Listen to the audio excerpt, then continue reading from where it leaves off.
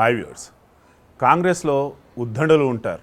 ఏ అంశం మీద సరే మాట్లాడుతుంటారు. అయితే అధికార ప్రతినిధులు ఎక్కువ ఈ రకంగా కనిపిస్తుంటారు. కానీ గతంలో ఎమ్మెల్యేగా చేసి ప్రస్తుతం కీలక పదవుల్లో ఉన్నా లేకున్నా ఏ అంశం మీద సరే అనుగ్రహంగా మాట్లాడిన వాళ్ళు అతి తక్కువ మంది ఉంటారు. అటువంటి తక్కువ మందిలో ఒకళ్ళే అద్దంకి దయాకర్ గారు. సో ఆయన ఈరోజు మనతో ఉన్నారు. కాంగ్రెస్ సంబంధించి అన్ని అంశాలు కూడా మనం ఆయనతో డిస్కస్ చేద్దాం. సార్ నమస్కారం. సార్ నమస్తే. సో ఫస్ట్ అద్దంకి దయాకర్ గారు ఎలా ఉన్నారు అనటం కన్నా తెలంగాణలో కాంగ్రెస్ ఎలా ఉంది అనటంతో స్టార్ట్ చేద్దాం. ఎలా ఉంది?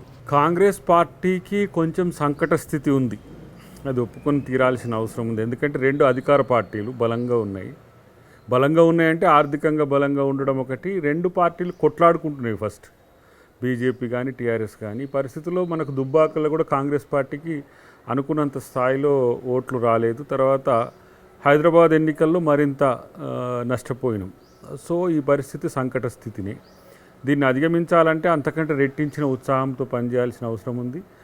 రెండు తలపడుతున్న అధికారం ఉన్న పార్టీలతో తలపడడం అనేది చాలా పెద్ద ఎత్తున మా శ్రమను పెంచాల్సిన అవసరం అయితే ఉంది. అది భవిష్యత్ కార్యాచరణ అదే ఉంటుంది. ఇప్పుడు నాగార్జునసాగర్ ఎన్నిక తర్వాత కానీ ఇప్పుడు మనకి 2 ఎమ్మెల్సీలు ఉన్నాయి. అవును, ఆ 2 ఎమ్మెల్సీలు కూడా చాలా ప్రెస్టీజియస్. అంటే దాంట్లో కూడా ఓడిపోయిన తర్వాత సమాధానం చెప్పుకోవడం మీలాంటి వాళ్ళకి అంత సింపుల్ కాదు.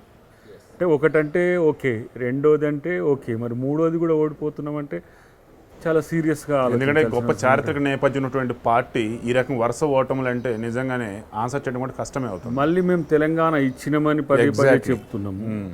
ఒకవైపు తెలంగాణ ఇచ్చినామని ఆంధ్రప్రదేశ్లో పార్టీని మొత్తం తుడిచిపెట్టుకుపోయిన పరిస్థితి. చాలా విచిత్రం ఏంటంటే మొన్న నేను తిరుపతికి పోయినప్పుడు కొంతమంది మిత్రులు కలిసి ఉండే ఆ ప్రాంతం నుంచే ఒక సర్పంచ్, కాంగ్రెస్ బలపరిచిన సర్పంచ్ గెలిస్తే ఎంత ఉత్సాహంతో వాళ్ళు సెలబ్రేట్ చేసుకున్నారు. అంటే ఒక్క సర్పంచ్, ఇప్పటికి ఒక జెడ్పీటీసీ లేదు, ఒక ఎంపీటీసీ లేదు, ఒక వార్డు మెంబర్ లేదు, ఏది లేదు. అంటే అంత పెద్ద ఎత్తున కాంగ్రెస్ మోడైనటువంటి చెక్కు మళ్ళీ ఎక్కడో చిగురు మొదలైనట్టు ఒక్క సర్పంచ్ గెలిస్తే అంత సంతోషపడ్డారంటే పార్టీ ఎంత నష్టపోయింది ఆంధ్రప్రదేశ్లో తెలంగాణ ఇవ్వడం వల్ల. మరి తెలంగాణ ఇచ్చినందుకు కాంగ్రెస్ పార్టీ ఇక్కడ మరి మొత్తం మేమే ఉండాలి కదా, ఉండలేకపోయినాం. So something went wrong. So దానికంటే ముందు మమ్మల్ని కూడా రిడ్రెస్ చేసుకోవాల్సిన అవసరం చాలా ఎక్కువగా ఉంది. అది భవిష్యత్తులో అది జరుగుతుందని అనుకుంటున్నా. కొత్త అధ్యక్షుడు వచ్చిన తర్వాత కొత్త అధ్యక్షుడు కరెక్ట్ పాయింట్ మీరే రైజ్ చేశారు. ఒక టీంకి సంబంధించి లీడర్ అనేవాడు చాలా ఇంపార్టెంట్. ఈ లీడర్ నేను రిటైర్ అవుతానో లేదంటే నేను పక్క తప్పుకుంటాను అన్నప్పుడు ఖచ్చితంగా అతనిలో కుసింద నిరాశ, నిస్పృహో ఏవో ఉండుంటాయి. అటువంటి వ్యక్తిని యాస్ట్రీగా అలాగే ఉంచి కొన్నాళ్ళు నువ్వే ఉండు అని చెప్పేసి అలా పెడితే ఎంతవరకు సమంజసం? ఎందుకు మీ దానిలో హెమాహెమీలు ఉన్నారు, అయినా సరే ఎందుకు వాళ్ళు తీసుకొచ్చి ముందు పెడతలేకపోతూ ఉన్నారు? ఇప్పుడు కాంగ్రెస్ పార్టీ అధ్యక్షుని ఎన్నిక అనేది ఎంత పోటీ పెరిగిందంటే దాదాపు 10 మంది ప్రాబబుల్ లిస్ట్లో ఉన్నారు. సో మాకు నాగార్జునసాగర్ ఎన్నికే కాదు, ఈ 2 ఎన్నికలు కూడా ప్రెస్టీజియస్. ఇప్పుడు ఏంటంటే బీజేపీ నోరు తెరుచుకొనే ఉన్నది, ఇప్పుడు టీఆర్ఎస్ పార్టీ కూడా నోరు తెరుచుకొనే ఉన్నది. ఒకరికి ఇస్తే ఒకరు పోతారు అనే ప్రచారం వాళ్ళే ముందు నుంచి మొదలుపెట్టిండ్రు. ఇప్పుడు ఎక్స్కి ఇచ్చింది అనుకోండి, ఏబీసీ పోతారేమో, వైకి ఇస్తే బీసీడీ పోతారేమో, ఇట్లా ఒక ఇన్సెక్యూరిటీ ఉన్నది పార్టీలో. ఎందుకంటే నాగార్జునసాగర్ ఎన్నికల్లో మేము గెలవాల్సిన అవసరం ఉంది. ఇప్పుడు వలసలు ఎన్నికలకు ముందే మొదలైతే వలసలు అనే మాట ఎందుకు అంటున్నానంటే ఆ విధంగా ప్రేరేపిస్తున్నాయి మిగతా పార్టీలు కూడా. ఎందుకంటే కాంగ్రెస్ పార్టీని ఇక్కడ చాలా పెద్ద ఎత్తున నష్టం చేస్తేనే మనకు బలం అని 2 పార్టీలు కూడా కూడబలుపుకొని మాట్లాడుకుంటున్నట్టుగా మనకు కనబడుతుంది. రాజకీయాల కొరకు ఇద్దరు కొట్లాడినట్టు కనపడ్డా మనకు టీఆర్ఎస్ బీజేపీ వేరువేరు అని నేను అనుకోవడానికి అవకాశం లేదు. దానికి తోడు ఈ మధ్య ఎంఐఎం కూడా బీజేపీకి మిత్రుడే, టీఆర్ఎస్కు మిత్రుడే. ఓకే. సో బీజేపీ కూటమి బలంగా ఉన్న పరిస్థితుల్లో సో అంతా చేసి కాంగ్రెస్ను ఒంటరిని చేశారు. ఒంటరిని కాదు, అసలు ఈ క్షేత్రం నుంచే వాళ్ళు ఎట్లా కాంగ్రెస్ పార్టీని నిల్లగొట్టాలనే ఆలోచనతోనే ఉన్నారు. అంటే ఇప్పుడు ఏంది, అగ్రికల్చర్ చట్టాలకు కేసీఆర్ ఇమ్మీడియట్గా మద్దతు ఇవ్వడం వెనుక కారణం ఏంటి? లేదు, ఆయుష్మాన్ భవ పేరు మీద ఇప్పుడు చేస్తున్న వాటిని ఎందుకు వాళ్ళు మద్దతు ఇస్తున్నారు?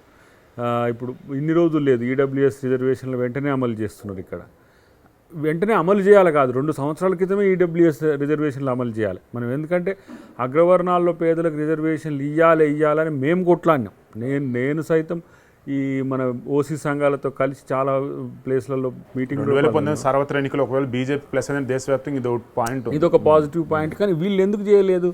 జగన్ కానీ ఇటు టీఆర్ఎస్ కానీ ఎందుకు చేయట్లేరు అంటే వాళ్లకు కేంద్రంతో అప్పుడు సఖ్యతతో ఉండాలన్నా వద్దా అనే సందిగ్ధత ఉన్నది. ఇప్పుడు సఖ్యత ఉండకపోతే ఊరుకునే పరిస్థితి లేదు బీజేపీ.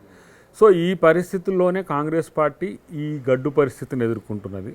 దీన్ని అధిగమించడానికి ఎంతో దూరం ఉండదు. నాకు తెలిసి ఇప్పుడు ఈ నోట్బందీ తర్వాత కరోనా, ఈ ఆర్థిక మాంద్యము, పెట్రోల్ డీజిల్ ధరలు పెరుగుడు నుంచి మొదలు పెడితే ఇదంతా కేంద్రంలో వ్యతిరేకత వస్తున్నది. TRS party almost all decline అవుతున్న క్రమంలో టీఆర్ఎస్ బీజేపీ కొట్లాడుకోవడం వాళ్ళిద్దరికి కలిసి వస్తున్నది. సో దీన్ని ప్రజాక్షేత్రంలో తీవ్రంగా ఎండగట్టగలిగితే డెఫినెట్గా మాకు ఉంటుంది. వచ్చే అధ్యక్షుడు, అందుకని కొత్త అధ్యక్షులకు ఎక్కువ పని ఉన్నది. ఓకే, ఈ 2-3 సంవత్సరాలు ఒకవేళ జమిలీ ఎన్నికలు కాకపోతే సుమా, అది జమిలీ ఎన్నికలు ఇప్పుడు అంటే అని చెప్పడానికి కూడా లేదు. 2022, 2023, 2024 అసలు దానికంటే ఇంత కన్ఫ్యూజింగ్ పాలిటిక్స్ ఇప్పుడు బీజేపీ చేస్తున్నది. దానికి తోడుగా కాంగ్రెస్ పార్టీని నిలువరించాలంటే టీఆర్ఎస్ కూడా అదే ఎత్తుగడ బెటర్. గుడిలో మెల్ల ఒకవేళ వాళ్ళిద్దరూ కలిసి రాకపోతే కలిసిపోయే అవకాశం కూడా ఉన్నది. సో ఇది వాళ్ళ ఎత్తుగడగా చేసింది. కాబట్టి మేము మొత్తంగా 2 ప్రభుత్వాల వైఫల్యాలను, ప్రభుత్వాలకు అంటగాగుతున్న ఎంఐఎం కూడా ఎక్స్పోజ్ చేసే పని.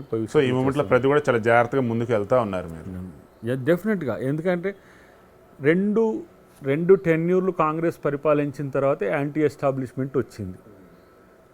మేము నష్టపోయినాం, అధికారం కోల్పోయినాం. కానీ 2 టెన్యూర్ల తర్వాత 2 అధికార పార్టీలకు యాంటీ ఎస్టాబ్లిష్మెంట్ రాకుండా ప్రయత్నం చేస్తున్నారు. విపక్షాలకు యాంటీ ఎస్టాబ్లిష్మెంట్ వచ్చేటట్టుగా చేస్తున్నారు. వాళ్ళ ప్రాపగండా టీం అట్లా ఉంది. సో మా నోరు పెద్దగా చేయాల్సిన అవసరం ఉంది, ప్రజలకు అంశాలు తెలియజేయాల్సిన అవసరం ఉంది. సో ఇన్డెప్త్గా మనం వెళ్దాం. సో ఇంకా ఇప్పుడు మీ దగ్గర స్టార్ట్ చేద్దాం. సో రాజకీయ ప్రవేశం ఎలా అండ్ మీ బ్యాక్గ్రౌండ్ ఏంటి చిన్నప్పుడు కావచ్చు, ఆ తర్వాత? నేను జస్ట్ కామన్ ఏమంటాము, ఒక విద్యార్థిని. వాస్తవానికి మన మారుమూల పల్లెలో మన యువకులు కాక సమాజం గురించి ఆలోచించే స్థాయి ఒక మామూలు యువకుడిని. కోర్స్ వ్యవసాయ కుటుంబం నుంచి వచ్చినా కూడా రాజకీయ నేపథ్యం తక్కువ. డాడీ మాత్రం అప్పుడు తెలంగాణ సాయుధ పోరాటం క్రమంలో చిన్న పాత్ర, మామూలు ఏంది అప్పట్లో సాయుధ పోరాటంలో పాల్గొనడం అనేది ఒక ప్రైడ్గా యూత్ భావించేటోళ్ళు. ఆ టైంలో అంత రికగ్నిషన్ ఉన్న లీడర్ కాకపోయినా సరే తను దాంట్లో ఉండడము, ఈ మా బిఎన్ రెడ్డి గారు, మల్లు సహజం వాళ్ళతో కలిసి తిరగడము, ఆయన కమ్యూనిస్టు ఉద్యమాల్లో ఉండే నేపథ్యం అంతా. తర్వాత ఇక మామూలు స్థాయి రాజకీయాలు ఉండే. బట్ మాకు పెద్దగా ఏమి పదవులు ఇది వచ్చిన లేకున్నా కూడా చదువుకోవడం, తర్వాత ఆ ఉద్యమాల నేపథ్యం ఉండడం అనేది ఉండేది. సో గ్రాడ్యుయేషన్ ఏం చేశారు? అంటే గ్రాడ్యుయేషన్ నాది డిగ్రీ బీకామ్ సూర్యాపేట ఎస్వి కాలేజ్లో. తర్వాత పీజీ ఎంకమ్ ఇక్కడ నల్గొండ పీజీ సెంటర్, అప్పుడు ఉస్మాన్ యూనివర్సిటీ అనుబంధంగా ఉండే. తర్వాత MCA Saint Patrick's college, MCA కూడా చేశారు. MCA Osmania university, but Saint Patrick's కాలేజీలో వచ్చింది. తర్వాత ఎల్ఎల్బి కూడా సుల్తాన్ ఉలూమ్ కాలేజ్, మన ఈడ ముఫకంజా కాలేజ్ దగ్గర ఉంటుంది. సో నిత్య విద్యార్థి దయాకర్ గారు. ఓకే, ఇప్పుడు పిహెచ్డి ఇప్పుడు ఫైనల్ స్టేజ్లో ఉంది. కామర్స్లోనే చేస్తున్నా. Osman university. Osman university. So త్వరలో డాక్టర్ అద్దంకి దయాకర్ కాబోతున్నారు. ఇక దాని తర్వాత కూడా ఇంకోటి చదివి ఇప్పుడు కంప్యూటర్ సైన్స్ కూడా మళ్ళీ పిహెచ్డి చేయాల్సిన అవసరం వస్తుంది, చూడాలి. ఇంత ఓపిక ఎలా అండి అసలు? అంటే దీనికి అంబేద్కర్ గారి స్ఫూర్తి. అంటే నిరంతర చదువు మనిషిని బ్రెయిన్ని చాలా షార్పెన్ చేస్తుంది. సో మీరు అనుకుంటున్న స్థాయి నన్ను ఏమనుకుంటున్నారు, కానీ నేను ఇప్పటికి కూడా ఒక గ్రామీణ ఒక యువకుడు పాత్రనే నాది. రాజకీయంగా నేను ఏ స్థాయికి వెళ్ళినా నేను అసలు దాన్ని పట్టించుకోను.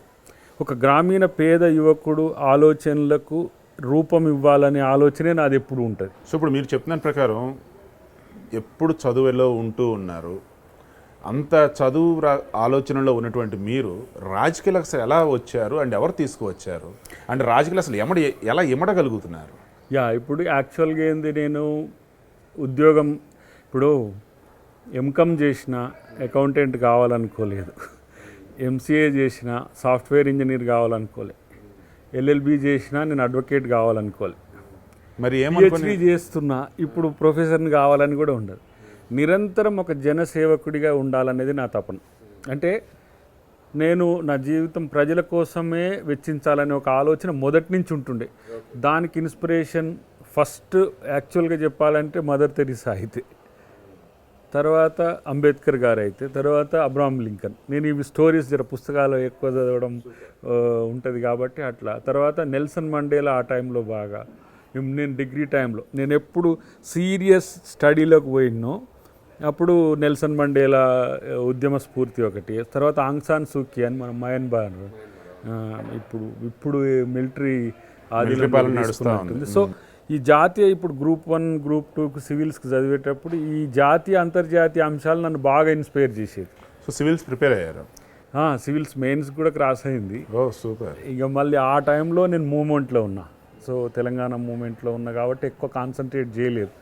అప్పటికి చాలా సెన్సిటివ్గా చదవాలి. మీకు తెలుసు కదా, మీరు కూడా స్టూడెంట్ ఆఫ్ సివిల్స్ కాబట్టి చాలా ఇంటెన్సిఫైగా నేను అదేంది కామర్స్ పెట్టిన నా మెయిన్ ఆబ్జెక్టివ్ పెట్టినా కానీ కాన్సన్ట్రేషన్ ఎక్కువ చేయలేదు ఒక మాట మెయిన్స్. అప్పుడు సివిల్స్ ప్రిలిమినరీ అయితే పెద్దగా ఏం ప్రిపేర్ కాలే, జస్ట్ నేను ఉన్నది ఉన్నట్టుగా పోయి రాసిన. సో మీద నెంబర్ ఆఫ్ టైమ్స్ నేను డిబేట్స్ చేస్తున్నా, ఇంటర్వ్యూస్ చేస్తున్నప్పుడు కూడా మీ సబ్జెక్ట్ అవసరం అంతా అబ్జర్వ్ చేస్తున్నా. బట్ నా ప్రతిసారి కూడా మీలో ఒక ప్రొఫెసర్ కనిపిస్తూ ఉన్నాడు కానీ ఒక పొలిటీషియన్ కనిపిస్తలేదు. మరి ఈ పొలిటీషియన్ అసలు ఎలా అయ్యాడు? ఇప్పుడు ఆ టైంలో ఏదో ఒకటి చేయాలనుకుంటున్నప్పుడు నాదైన పద్ధతిలో ఈ మాలమానాడు సంఘంలో జాయిన్ అయినా. మాలమానాడు సంఘంలో జాయిన్ అయినా విస్తృతంగా ప్రజావేదికలు. అది 2003. ఓకే, 2003. దాని తర్వాత ఇప్పుడు ఈ వామపక్ష ఉద్యమాలతో కలిసి ఉండడం, తర్వాత ఈ ప్రజా సంఘాలతో కలిసి ఉండడం, పౌర సమాజంతో కలిసి ఉండడం నాకు ఇది ఒక ప్యాషన్. యాక్చువల్గా చెప్పాలంటే నేను కాచిగూడ హాస్టల్లో ఎంసీఏ చదివేటప్పుడు ఒక సంవత్సరం పాటు ఉన్న కాచిగూడ హాస్టల్. అది పర్టికులర్గా కొంత దళిత్ బీసీ ఎస్టీలు ఉండే హాస్టల్. సో నాకు ఇంకా ఎక్కువ అది ఏమంటాం సమాజాన్ని దగ్గర చేసింది. సో ఎంసీఏ చేస్తున్నప్పుడు కూడా నా ఆలోచనలంతా కూడా సమాజం వైపు డైవర్ట్ అయింది. మామూలుగా ఎంసీఏ చేసే వాళ్ళ ఆలోచనలు ఎప్పుడు ఫ్లై కావాలి, డాలర్ డ్రీమ్స్. అప్పుడు శేఖర్ కమ్ల సినిమా చాలా మోడర్న్. అందరు కూడా ఎటు అమెరికాకు పోవాలి, కెనడాకు పోవాలి, ఆస్ట్రేలియాకు పోవాలి అనేది. కానీ నాకెందుకో ఈ సమాజంలో ఈ సమాజంలో పుట్టి ఈ సమాజం కొరకు చేయాలనే ఒక ఆలోచన పుట్టడం కాచిగూడ హాస్టలే. సో మాలమానాడు తర్వాత నేను తెలంగాణ మూమెంట్ కొరకు పనిచేసే క్రమం వచ్చింది. అప్పుడు గద్దర్ గారు కానీ, కొండ లక్ష్మణ్ బాపూజీ గారు కానీ, తర్వాత పాషం యాదగిర్ గారు, ఇప్పుడు భూమయ్య గారు, హనుమాన్లు, వీళ్ళంతా కలిసి తెలంగాణ ఐక్య కార్యాచరణ కమిటీ అని ఒకటి పెట్టిండ్రు. అప్పుడు 2004 ఎలక్షన్ ముందా ఎలక్షన్ తర్వాత? ఇది 2004 ఎలక్షన్ల తర్వాత. సో అప్పటికే కాంగ్రెస్తో కలిసి టీఆర్ఎస్ వాళ్ళు కలిసి కంటెస్ట్ చేసిండ్రు. అప్పటికి వచ్చింది. నేను ఇక్కడ వస్తున్నప్పుడు ఏంటంటే ఒక ఇండివిజువల్ తెలంగాణ మూమెంట్ కొరకు ప్రయత్నం జరుగుతుంది. టీఆర్ఎస్ పార్టీ ఒక వైపు నడుస్తూనే ఉన్నప్పుడు కూడా ప్రజా సంఘాలు పౌర సమాజంతో ఇక్కడ అందరం కలిసి చేస్తున్నాం. అప్పుడు కాళోజీ గారు కూడా ఇంకా బతికుండే ఆ క్రమం. తర్వాత స్పెసిఫిక్గా తెలంగాణ కొరకు ఒక సంఘం పెట్టాలనే ఆలోచన వచ్చింది. అప్పుడు తెలంగాణ మాలమానాడు అధ్యక్షునిగా నేను మా రాష్ట్ర కమిటీతో కలిసి అందరం కలిసి 2006లో నేను తెలంగాణ మాలమానాడు ఏర్పాటు చేసి తెలంగాణ సాధన కోసం, ఇది దళితుల్లో జరుగుతున్న వర్గీకరణ అనుకూల ఉద్యమాలు కాకుండా తెలంగాణ కొరకు మాలమానాడు సంఘం ఉండాలని చెప్పేసి అది పెట్టడం జరిగింది. తర్వాత కొండ లక్ష్మణ్ బాపూజీ గారు తెలంగాణ రాష్ట్ర సాధన సంయుక్త వేదిక అని తను ఒక ఆర్గనైజేషన్ ఫోర్డ్ చేసి తను చైర్మన్గా ఉండే. చాలా రోజుల వరకు కేశవరావు జాదవ్ గారు దానికి కన్వీనర్గా ఉండే. సరే కొన్ని కారణాల వల్ల వాళ్ళు రాలేకపోయినందుకు అప్పుడు నేను కన్వీనర్గా ఆ చిన్న ఏజ్లోనే, అప్పుడు 32, 31 ఆ ఏజ్లో, కొండ లక్ష్మణ్ బాపూజీ గారు 80+, నేను 30+. ఇట్లా కొంచెం ఆయనకు నా మీద ఎక్కువ అభిమానం ఉండే, కొంచెం యువకుడు, నిజాయితీగా పనిచేయడానికి అవకాశం ఉంటుంది. అంతా స్వాతంత్ర సమరయోధులు ఉంటుండే దాంట్లో. ఆ స్వాతంత్ర సమరయోధుల్లో చరిత్రలన్నీ చదివి ఉన్నారు కాబట్టి ఆటోమేటిక్గా సో నాకు అది ఇన్స్పిరేషన్ కూడా ఉండేది. వాళ్ళు చాలా డెడికేటెడ్, చాలా సాక్రిఫైయర్స్. వాళ్ళతో కలిసి తిరగడం వల్ల కూడా కొంత నిజాయితీగా ఉండాలనే ఒక ఆలోచన వచ్చిందేమో అనిపిస్తుంది నాకు. నిజాయితీగా ఉన్నారా మరి? ఉండడానికి ప్రయత్నం చేస్తున్నాను. నేను నిజాయితీ పరుడని చెప్పుకోవడానికి ఎక్కువ అర్హత ఇంకా రావాలి భవిష్యత్తులో. మనం అప్పుడే నన్ను ఎప్పుడు పవర్ వచ్చినాక నీ పవర్లో కూడా నువ్వు నిజాయితీగా ఉంటే నిజమైన నిజాయితీ. ఏం లేనప్పుడు నీలో నిజాయితీ ఏముంటుంది? సో కాంగ్రెస్లోకి ఎప్పుడే ఎంట్రీ అయ్యింది? దీని తర్వాత ఇక తెలంగాణ జాయింట్ యాక్షన్ కమిటీని ఏర్పాటు చేసినప్పుడు కేసీఆర్ గారు, కోదండరామ్ గారు, జానారెడ్డి గారు తెలిసి దాంట్లో అప్పుడు నేను మందకృష్ణ మాదిక్ గారు కలిసి పౌర సంఘాల నుంచి మేము దాంట్లో జాయిన్ అయినాం. అది ఏ ఇయర్? అది 2009 మన ఎప్పుడైతే ఈ ప్రకటన వెనుకకు పోయిందో డిసెంబర్ 9 తర్వాత 23వ తారీఖు నుంచి ఇక మళ్ళీ తెలంగాణ జాయింట్ యాక్షన్ కమిటీ సీరియస్గా యాక్టివిజంలోకి వచ్చింది. ఇక నేను పూర్తి స్థాయిలో 2014 ఫిబ్రవరి వరకు కూడా తెలంగాణ మూమెంట్ మొత్తం ప్రతి అణువను నేను నా కళ్ళతో చూసిన, నేను పోరాడింది కానీ మిగతా నాయకుల ఆ చరిత్ర అంతా కూడా నా కళ్ళ ముందు ఇట్లా కదలాడుతుంటుంది. ఆ టైంలో యాక్చువల్గా అందరూ టీఆర్ఎస్కి వెళ్తామని అనుకున్నారు, కానీ సోనియా గాంధీ గారు పలుమార్లు మేము పోయినప్పుడల్లా కూడా మీరు కాంగ్రెస్ పార్టీకి మేము తెలంగాణ ఇస్తున్నాం, మీరు మాతో కలిసి ఉండాలనే ఉద్దేశం ఆమెకు ఉన్నది. తర్వాత తెలంగాణ ఇచ్చి మా సమయాన్ని కూడా మిగిల్చింది కాబట్టి నా సమయాన్ని కాంగ్రెస్ పార్టీకి ఇవ్వాలనే ఉద్దేశంతో కాంగ్రెస్ పార్టీలో 2014 మార్చ్ 13 ఆ క్రమం నుంచి మొదలైంది. 23వ తారీఖు వరకు జాయిన్ అయినాం. అటు తర్వాత వెంటనే ఏప్రిల్ మే నెలల్లో ఎన్నికలు రావడం, దాంట్లో నాకు ఎమ్మెల్యే టికెట్ ఇవ్వడం, ఇట్లా కాంగ్రెస్ పార్టీతో అట్లా జరిగిపోయింది. కానీ ఇదంతా కూడా కాంగ్రెస్ పార్టీ నాకు ఈ ప్రయారిటీ ఇవ్వడం వెనుక కూడా నేను ఉద్యమ నేపథ్యమే. 2003లో ఒక మాలమానాడుతో వచ్చిన, 2006లో తెలంగాణ మాలమానాడు పెట్టిన, 2009 నుంచి జాయింట్ యాక్షన్ అధికారిక ప్రతినిధిగా ఉన్నా. అటు తర్వాత దీంట్లో వచ్చినాక కూడా దాంట్లో నాకు ఎమ్మెల్యే టికెట్ ఇవ్వడం కాదు, అప్పటి నుంచి కూడా దీంట్లో అధికార ప్రతినిధిగా నాకు తర్వాత పార్టీలో కూడా మంచి గౌరవం ఇవ్వడం అనేది నాకు నేను అనుకుంటున్నా, నాకు అదృష్టం అని నేను అనుకుంటున్నా. సో ప్రజాప్రతినిధిగా అయితే ఇంకా మీరు అడుగులు అయితే పడలేదా? ఎంత ఇప్పుడు 1800 ఓట్లతో ఒకసారి టైంలో ఆల్మోస్ట్ మీరు గెలిచారని చెప్పి కూడా చాలా ఛానల్స్ ప్రకటించాయి. ఏమైంది అసలు అప్పుడు? ఇప్పుడు అది ఈవీఎంలో పంచాయతీ. ఇప్పుడు ఓకే, ఈవీఎంలది అది కోర్టులో పెండింగ్లో ఉంది కేసు, ఇంతవరకు రాలేదు. యాక్చువల్గా ఎలక్షన్ పిటిషన్స్ 9 నెలల లోపే డిస్పోజ్ చేయాలి, లేకపోతే దాన్ని విచారణకు స్వీకరించాలి. ఇవి రెండు ఏమీ జరగలేదు. ఇంకా 2 సంవత్సరాలైనా నాంతుంది. ఆ ఈవీఎంల గొడవ చేయబట్టి చాలా పెద్ద ఎత్తున దాని మీద నిఘా ఉంది. ఎందుకంటే ప్రభుత్వాలు చేస్తున్న వ్యవస్థలో ఉన్న లోపాలన్నీ ఆ కేసులతో బయటపడతాయి. ఎందుకంటే నావి ఏంటంటే ఓట్లు వేసిన వాటికంటే లెక్కించినవి ఎక్కువ వచ్చినాయి.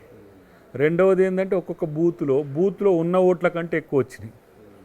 ఒక దాదాపు 15-16 బూత్లలో. ఇవన్నీ ప్రజాస్వామ్య దేశంలో ఇంత దారుణంగా ఇవే కనిపిస్తూ ఉంటే సుప్రీంకోర్టు కావచ్చు, ఎలక్షన్ కమిషన్ కావచ్చు, ఎందుకు వేగంగా చర్యలు తీసుకోవడంలో? నా దృష్టిలో ఎలక్షన్ కమిషన్ అనేది ఒక వర్స్ సిస్టమ్. ఇప్పుడు నేను చీఫ్ ఎలక్టరల్ ఆఫీసర్ దగ్గర నుంచి మొదలు పెడితే మన స్టేట్ ఎలక్టరల్ ఆఫీసర్ వరకు నేను చూసినా కదా.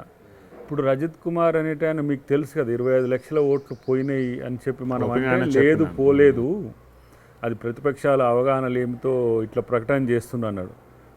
తనే మళ్ళీ ఒక ఎలక్షన్స్ అయిపోయినాక సారీ అంటే ఎలక్షన్ కమిషన్కు ఇంత డిస్క్రిషన్ ఉంటుందా? ప్రజాస్వామ్యాన్ని అపహాస్యం చేస్తే దేశద్రోహం కింద ఉండాలి కదా. ఎందుకు ఇట్లా చేస్తున్నారు అంటే బీజేపీ ఆ మార్క్ సపోర్ట్ ఇస్తున్నది అంత మేరకు.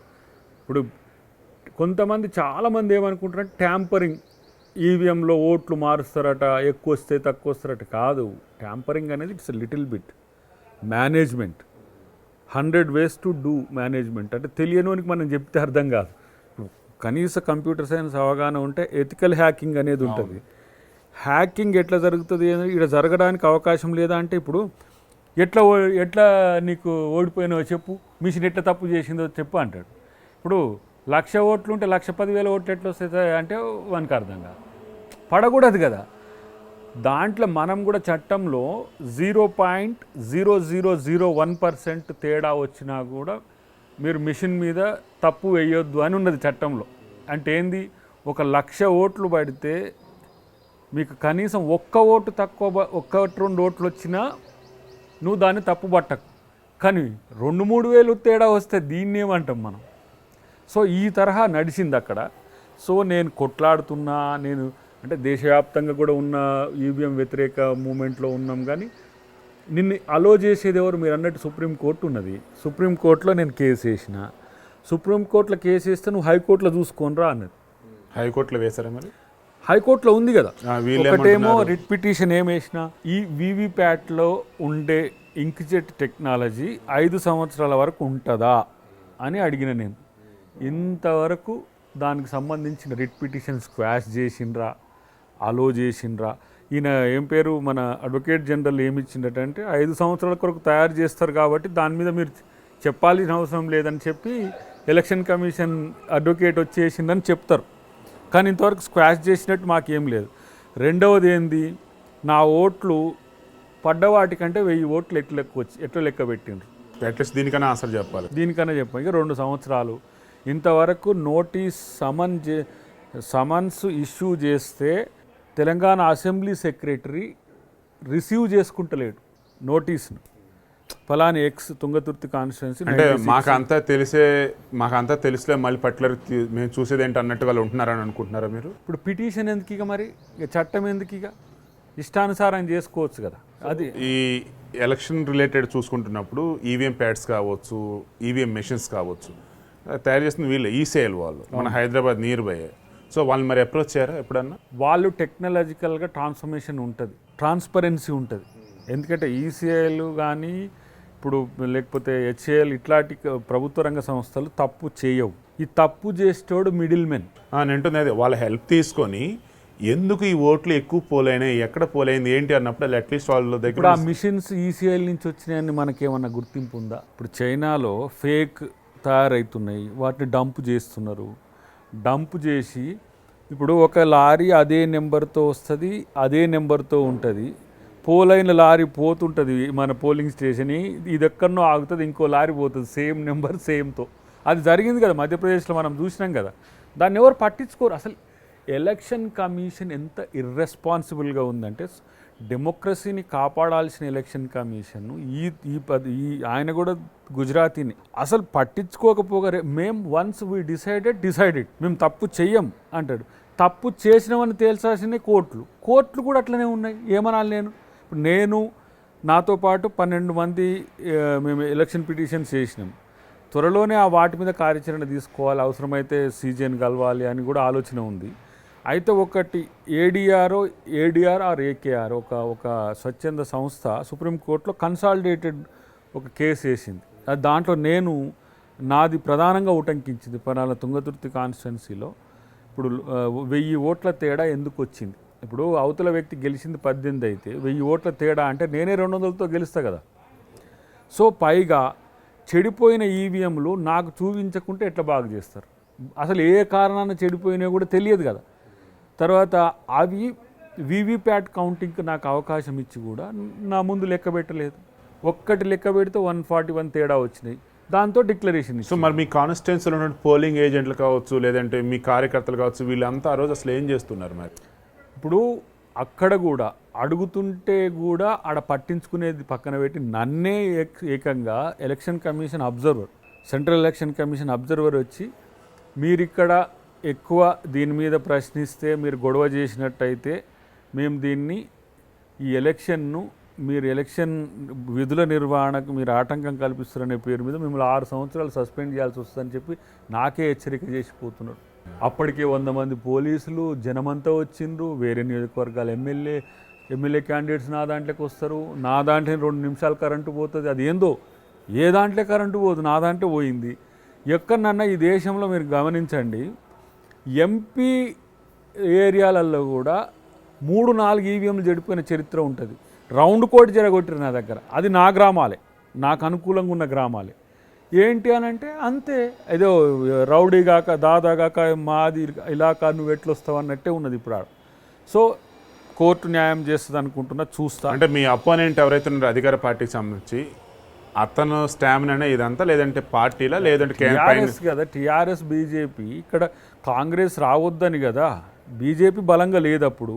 కాబట్టి కాంగ్రెస్ ఇక్కడ వస్తే, తెలంగాణ లాంటి స్టేట్ వస్తే మళ్ళీ సౌత్లో కాంగ్రెస్ బలపడుతుందనే పేరు కూడా వద్దు కదా. కాబట్టి నువ్వు గెలువు అని ఈయనకు అంతా అప్పచెప్పినట్టుగా కనపడుతుంది నాకు.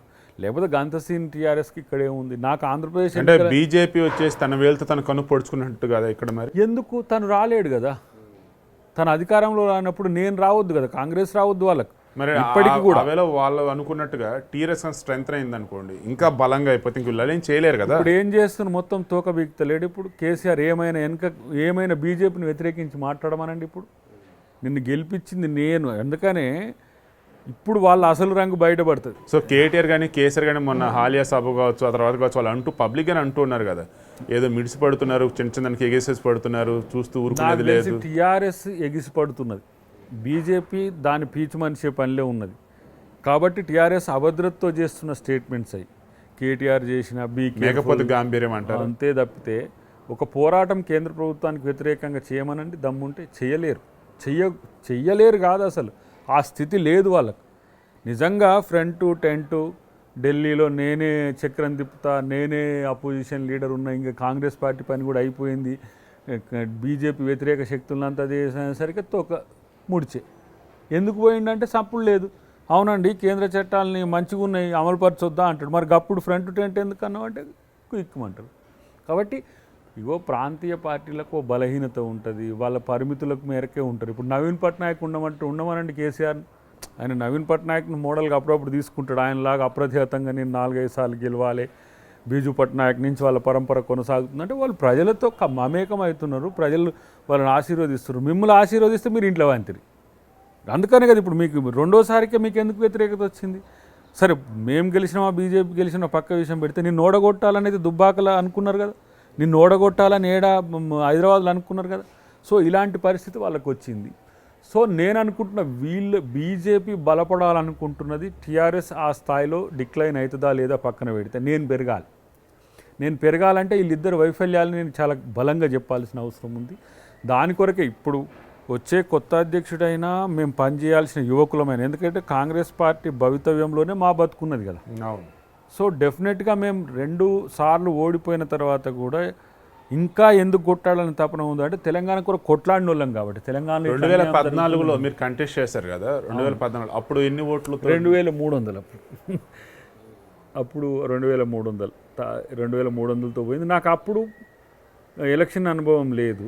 అఫ్కోర్స్ టీఆర్ఎస్ అలా గాలి నడిచింది అనుకున్నా అప్పుడు కూడా మంచి ఓట్లు వచ్చినాయి. కానీ ఇవి మాత్రం క్రిస్టల్ క్లియర్గా నా గెలుపు కొరకు జనం, తుంగతుర్తి జనం నా గెలుపు కొరకు వాళ్ళు సొంతంగా కష్టపడి నాకు కూడా మళ్ళీ చివరిదాకా టికెట్ ఇవ్వకపోవడం ఒక సమస్య అయింది. సరే అక్కడ కొన్ని లోకల్ ఇష్యూస్ ఉన్నా కూడా గా స్థాయి వ్యతిరేకత ఏముంది టీఆర్ఎస్కు నేను ఊహించలేదు. ఆ స్థాయి వ్యతిరేకత వచ్చినా కూడా వాళ్ళకున్న మేనేజ్మెంట్ స్కిల్స్తో, ఈవీఎం మేనేజ్మెంట్ స్కిల్స్తో వాళ్ళు గెలవగలిగినారు. బట్ మొత్తం మన ఈ ఓటింగ్ సిస్టమ్ అంతా చూస్తూ ఉంటే టిఎన్ శేషన్ ఒక మహానుభావుడు ఉండే ఒకప్పుడు ఎలక్షన్ కమిషనర్గా, ఆయన అసలు వీళ్ళు ప్రజెంట్ ఎలక్షన్ కమిషన్లో పనిచేస్తున్న ఎవరు అసలు గుర్తుంచుకున్నారా? అసలు గుర్తు లేరంటారు. నాటి కాలము బ్యాలెట్ కాలం ఒకటి, ఇది easy to change the election, total election, not even 1 constituency, బల్క్గా వితిన్ 1 అవర్లో అసలు ఎలక్షన్ రూపమే మార్చొచ్చు. సయ్యద్ సుజు ఒక ప్రెస్ మీట్ పెట్టింది చూడండి లండన్ నుంచి. ఇదంతా ఒక ఈవీఎంతో ఒక పెద్ద మాఫియా. దాంట్లో మనలాంటి మామూలు వ్యక్తులు కూడా పోరాడలేరు, మనల్ని అసలు పట్టించుకోరు. వాళ్ళు ఏదో ఆజాను బాహును పోయి ఎలక కొరికినట్టు ఉంటుంది వాళ్ళకు, ఈ చిన్నగా ఇట్లా ఏదో గిలికినట్టు ఉంటుంది. అంటే మనం ఆ సిస్టమ్, నేను ఈ మధ్య వింటున్న గౌరీ లంకేష్ కానీ గోపినాథ్ ముండే కానీ వీళ్ళంతా చావు వెనుక కూడా ఈవీఎంలకు సంబంధించిన ఏదో ఉన్నది అని చెప్పి ప్రచారం జరుగుతున్నది అనేది. కానీ రాజ్ ఠాక్రే లాంటి వాడు, మమతా బెనర్జీ లాంటిది, చంద్రబాబు నాయుడు గారు లాంటి వాళ్ళే ఈవీఎంలకు వ్యతిరేకంగా పోరాడలేకపోతున్నారు. ముంబైలో ఒక మీటింగ్ ఉండే, దానికి బహిరంగ సభ అందరం కలిసిపోవాల్సి ఉండే అన్ని పార్టీలు, కానీ ఎవరు రాలేకపోయిండ్రు. ఎందుకంటే దాని వెనుక ఉన్న పవర్ఫుల్ ఏమంటారు మనీ మాఫియా అంత పెద్దగా ఉందని నాకు అర్థమైంది. మరి గెలిచిన స్థానాలు ఉంటాయి కదా, మరి వాళ్ళు ఎలా గెలిచారు? మరి మీ వాళ్ళు కావచ్చు, లేదంటే అధికార పార్టీకి ఆపోజిట్ ఉన్న వాళ్ళు ఎవరైనా సరే. ఇది చాలా మంచి ప్రశ్న, జనం కూడా ఆలోచించాల్సిన ప్రశ్న. జార్ఖండ్ మేము గెలిచినాం ఈ మధ్యన, మధ్యప్రదేశ్, ఛత్తీస్గఢ్, తర్వాత రాజస్థాన్. ఒక దశ 43 నుంచి 51% కనుక ఏ పార్టీకైనా పూర్తి స్థాయిలో టిల్ట్ అయితే ఎవరేం మేనేజ్ చేయలేరు. ఇది ఒక టైప్ ఆఫ్ థియరీ. తర్వాత మ్యానిపులేషన్స్లో సిస్టమ్స్ని కనుక మీరు పర్టికులర్ సెలెక్టెడ్ కాన్స్టిట్యుయెన్సీని కూడా చేయొచ్చు. ఇప్పుడు గెలిచే వాటిలలో వాళ్ళు మేనేజ్ చేయాల్సిన అవసరం ఎందుకు? దీనికి ఇంటెలిజెన్స్ రిపోర్ట్స్ను వాడుకుంటున్నారు, దీనికి ప్రైవేట్ ఏజెన్సీల రిపోర్ట్స్ను వాడుకుంటున్నాయి ప్రభుత్వాలు వాళ్ళకున్న అందుబాటు. అంటే మీరు కూడా చేయొచ్చు కదా. మళ్ళీ అదే మళ్ళీ నెక్స్ట్ క్వశ్చన్ వస్తుంది. ఇప్పుడు రోబోలో ఫస్ట్ హాఫ్లో రోబో హీరోయిన్ను ప్రేమించుకుంటూ ఉంటుంది. సీన్ కట్ చేస్తే చిప్ మార్చిన తర్వాత మళ్ళీ వాడు విలన్ అయిపోతాడు రోబో. సేమ్ చేసేటోళ్ళ చేతిలో ఉంటుంది అది. మేము సిస్టమ్ని మిస్యూజ్ చేయడానికి ప్రయత్నం జరగలే. కొన్ని ప్రాంతాల్లో జరిగిందని చెప్పి కూడా చాలామంది ఎవరు ఎనలిస్టులు కానీ న్యూట్రలిస్టులు ఉంటారు కదా, మీ దగ్గర వెస్ట్ బెంగాల్లో అప్పుడు ఇట్లా అయిపోయింది, మీ దగ్గర అధికారంలో ఉన్నప్పుడు పంజాబ్లో ఈ రకంగా జరిగిందని అంటారు. కొన్ని జరిగినాయి కూడా. కానీ ఇప్పుడు అట్లా కాదు. ఎలక్షన్లో మీరు ఎన్నన్నా చేయని బీజేపీ గెలుస్తుంది. రేపు ఈవీఎంలు ఉన్నాక ఇప్పుడు ఎన్ని సీట్లు వాళ్ళకు 350 ఎంతో ఉన్నాయి, వచ్చేసరికి 400 కూడా వస్తాయి. అసలు ప్రజల ఏమంటారు ఆలోచనలకు రూపం ఓట్లు కానే కావు. నేను మొదటి నుంచి చెప్తున్నా, ఓటు వేసేంత వరకే నీ బాధ్యత. ఆ ఓటు ఎవరికి పడాలని డిసైడ్ చేసేది మనం కాదు. కాబట్టి ఈ సిస్టమ్ ఆల్రెడీ స్లిప్స్ కూడా బయటకు వస్తూ నాది లెక్క పెట్టు, నేను నమ్ముతా. నాది ఉంది కదా ప్రాక్టికల్. దేశానికి నాది మోడల్ అవుతుంది. కేజ్రీవాల్ మన సౌరవ్ అని ఇప్పుడు మంత్రి అనుకుంటా, తను నా కేస్ స్టడీ కొరకు తెలంగాణకు వచ్చింది, ఇక్కడ హైదరాబాద్కి వచ్చింది. మొత్తం కేస్ డీటెయిల్స్ తీసుకుపోయి అక్కడ ఇప్పుడు వేసిన కేసులో నాది చాలా క్రూషియల్గా ఉన్నది. ఎందుకు, ఎట్లా ఒక బూత్లో 924 ఓట్లు ఉంటే 1020 ఓట్లు పడతాయి, ఎట్లా 100 ఓట్లు ఉంటే 110 ఓట్లు లెక్క పెడతారు. బేసిక్ క్వశ్చన్స్ కదా ఇవి. 2 చాలు కదా నీ జడ్జిమెంట్ మారటానికి అని చెప్పి తను అక్కడ కేసు వేస్తే కూడా దాన్ని హోల్డ్లో పెట్టిండ్రు. ఎందుకంటే ఫస్ట్ స్టేట్ హైకోర్ట్స్ నుంచి జడ్జిమెంట్ రాకుండా సుప్రీంకోర్టు నుంచి జడ్జిమెంట్ ఇవ్వడానికి అవకాశం లేదన్నది కాబట్టి. సో ఈ తరహా మ్యానిపులేషన్స్ జరుగుతున్న క్రమంలో ప్రజాస్వామ్యం నిజమైన ప్రజాస్వామ్యమేనా అనే ఒక అనుమానం సామాన్యునికి కలగదు. గెలుపును గెలుపుగా చూస్తాడు, ఓటమిని ఓటమిగా చూస్తాడు సామాన్యుడు ఎప్పుడు కూడా. కానీ ఇంతకుముందు రిగ్గింగ్ అనేది ఉండే. రిగ్గింగ్ కొన్ని ప్రాంతాల్లో జరుగుతుండే. ఇది మొత్తం భారతదేశం మొత్తం రిగ్గింగ్ చేసుకోవచ్చు. మేం గెలుస్తున్న దగ్గర కూడా చేసే అవకాశం ఉంది. కానీ అనుమానం రాదా ఇప్పుడు చేసుకుంటూనికి? అంత ఇల్లంతా దోసుకొని పోతాడా? అక్కడక్కడ విలువైన ఎట్లా చేస్తాడో అట్లా ఒక మ్యానిపులేషన్ చేసే ప్రయత్నం జరుగుతున్నది. రెండవది, నేనేమంటున్నా, అన్ని ప్రాంతాలు జరుగుతున్నాయి, అన్ని ఎలక్షన్స్లో జరుగుతున్నాయా అంటే నేను కూడా ఆలోచించాలి. కానీ జరుగుతున్నదంతా బీజేపీ కేంద్రంలో అధికారం పోవడానికి జరుగుతున్నదా? నేనంట ఒక ఛాలెంజ్, రేపు బీజేపీకి గనక యాంటీ ఎస్టాబ్లిష్మెంట్ ఓటు పడి 1-2 సీట్లు తగ్గినా కూడా నిజమైన ఎన్నికలు జరుగుతున్నాయని చెప్పుకోవడానికి ఒక అవకాశం ఉంటుంది. తగ్గట్లే, అరే నోట్బందీ అవుతుంది, కరోనా వస్తుంది, వలస కార్మికులు మొత్తం బజార్లలో చచ్చిపోతారు, ఇన్ని జరుగుతాయి, బీజేపీకి 3 స్టేట్లు వస్తాయి. దానికి సరే మిగతా మ్యానిపులేషన్స్ ఉన్నాయి, ఎంఐఎంను ఒక్కడ నిలబెట్టడము, తర్వాత ఈ మతం రంగు బులవడము, ఇదంతా కొన్ని కారణాలు ఉంటాయి. కానీ ఏది ఏమైనప్పటికి కూడా ఏదైనా ఒక ఎమోషన్స్ కానీ ప్రమోషన్ ఎక్కువసేపు చేయలేవు ఎమోషన్స్ కూడా. కానీ ఇప్పటికి కూడా బీజేపీ గెలుస్తుందంటే రేపు కూడా గెలుస్తుందనే ధీమా వాళ్ళకు ఉన్నది అని అంటే మాత్రం వాళ్ళకు ప్రిడిక్షన్ చేస్తారు, ముందే చెప్పగలుగుతారు. మేము ఇంత గెలుస్తామని ముందే పాయింట్ చెప్తారు, అంత కొట్టేస్తున్నారు. ఎందుకు? ఏమి అభివృద్ధి లేకపోయా, నిరుద్యోగం ఈ స్థాయిలో వచ్చే, ఆర్థిక మందగమనం, బ్రహ్మలు ఉన్నారంటారు. అదేం లేదు, మిషన్లు వాళ్ళ చేతులు ఉన్నాయి. మిషన్ బ్రహ్మలేనండి. మిషనే వాళ్ళకి బ్రహ్మ. వాళ్ళ తలరాత రాసేది ఈవీఎం తప్పితే మరొకటి కాదు. తీసేమనండి, తీసేసినాక గెలవని. ఇప్పుడు గ్రేటర్ హైదరాబాద్ ఎన్నికల్లో మిషన్స్ లేవు, గెలిచిండ్రు. దాన్ని ఎవరైనా తప్పు పడతారా? అవకాశం ఉందా? ఒకవేళ నాలాంటి వాడు అట్లా మాట్లాడితే మనల్ని మొకాన ఊస్తారు. మరి దుబ్బాకలో బీజేపీలను మేనేజ్ చేశారంటారు? దుబ్బాక సెంటిమెంట్తో వచ్చింది, బీజేపీ పనిచేసింది. మ్యానిపులేషన్కి అవకాశం లేదని చెప్పలేను, అవకాశం లేదని 100% చెప్పలేను. బట్ మమ్మల్ని కూడా వాళ్ళు ఏం చేసిండ్రు అంటే, టీఆర్ఎస్ క్యాండిడేటే కాంగ్రెస్కి వచ్చిండు, మళ్ళీ కాంగ్రెస్లోకి ఆ క్యాండిడేట్ పోతున్నారు. పెద్ద పెద్ద బ్రేకింగ్లతో, మెయిన్ ఛానల్స్ బ్రేకింగ్స్తో వేసి పెట్టిన పరిస్థితి మనం చూసినాం. అది పోలింగ్ బూత్ల దగ్గర చర్చ జరిగి, అరే శ్రీనివాసరెడ్డి గారు మళ్ళీ టీఆర్ఎస్లోకి ఎందుకు పోతుండ్రు అని చెప్పేసి అందరు బీజేపీకి వేసిన పరిస్థితి కూడా నేను గమనించిన.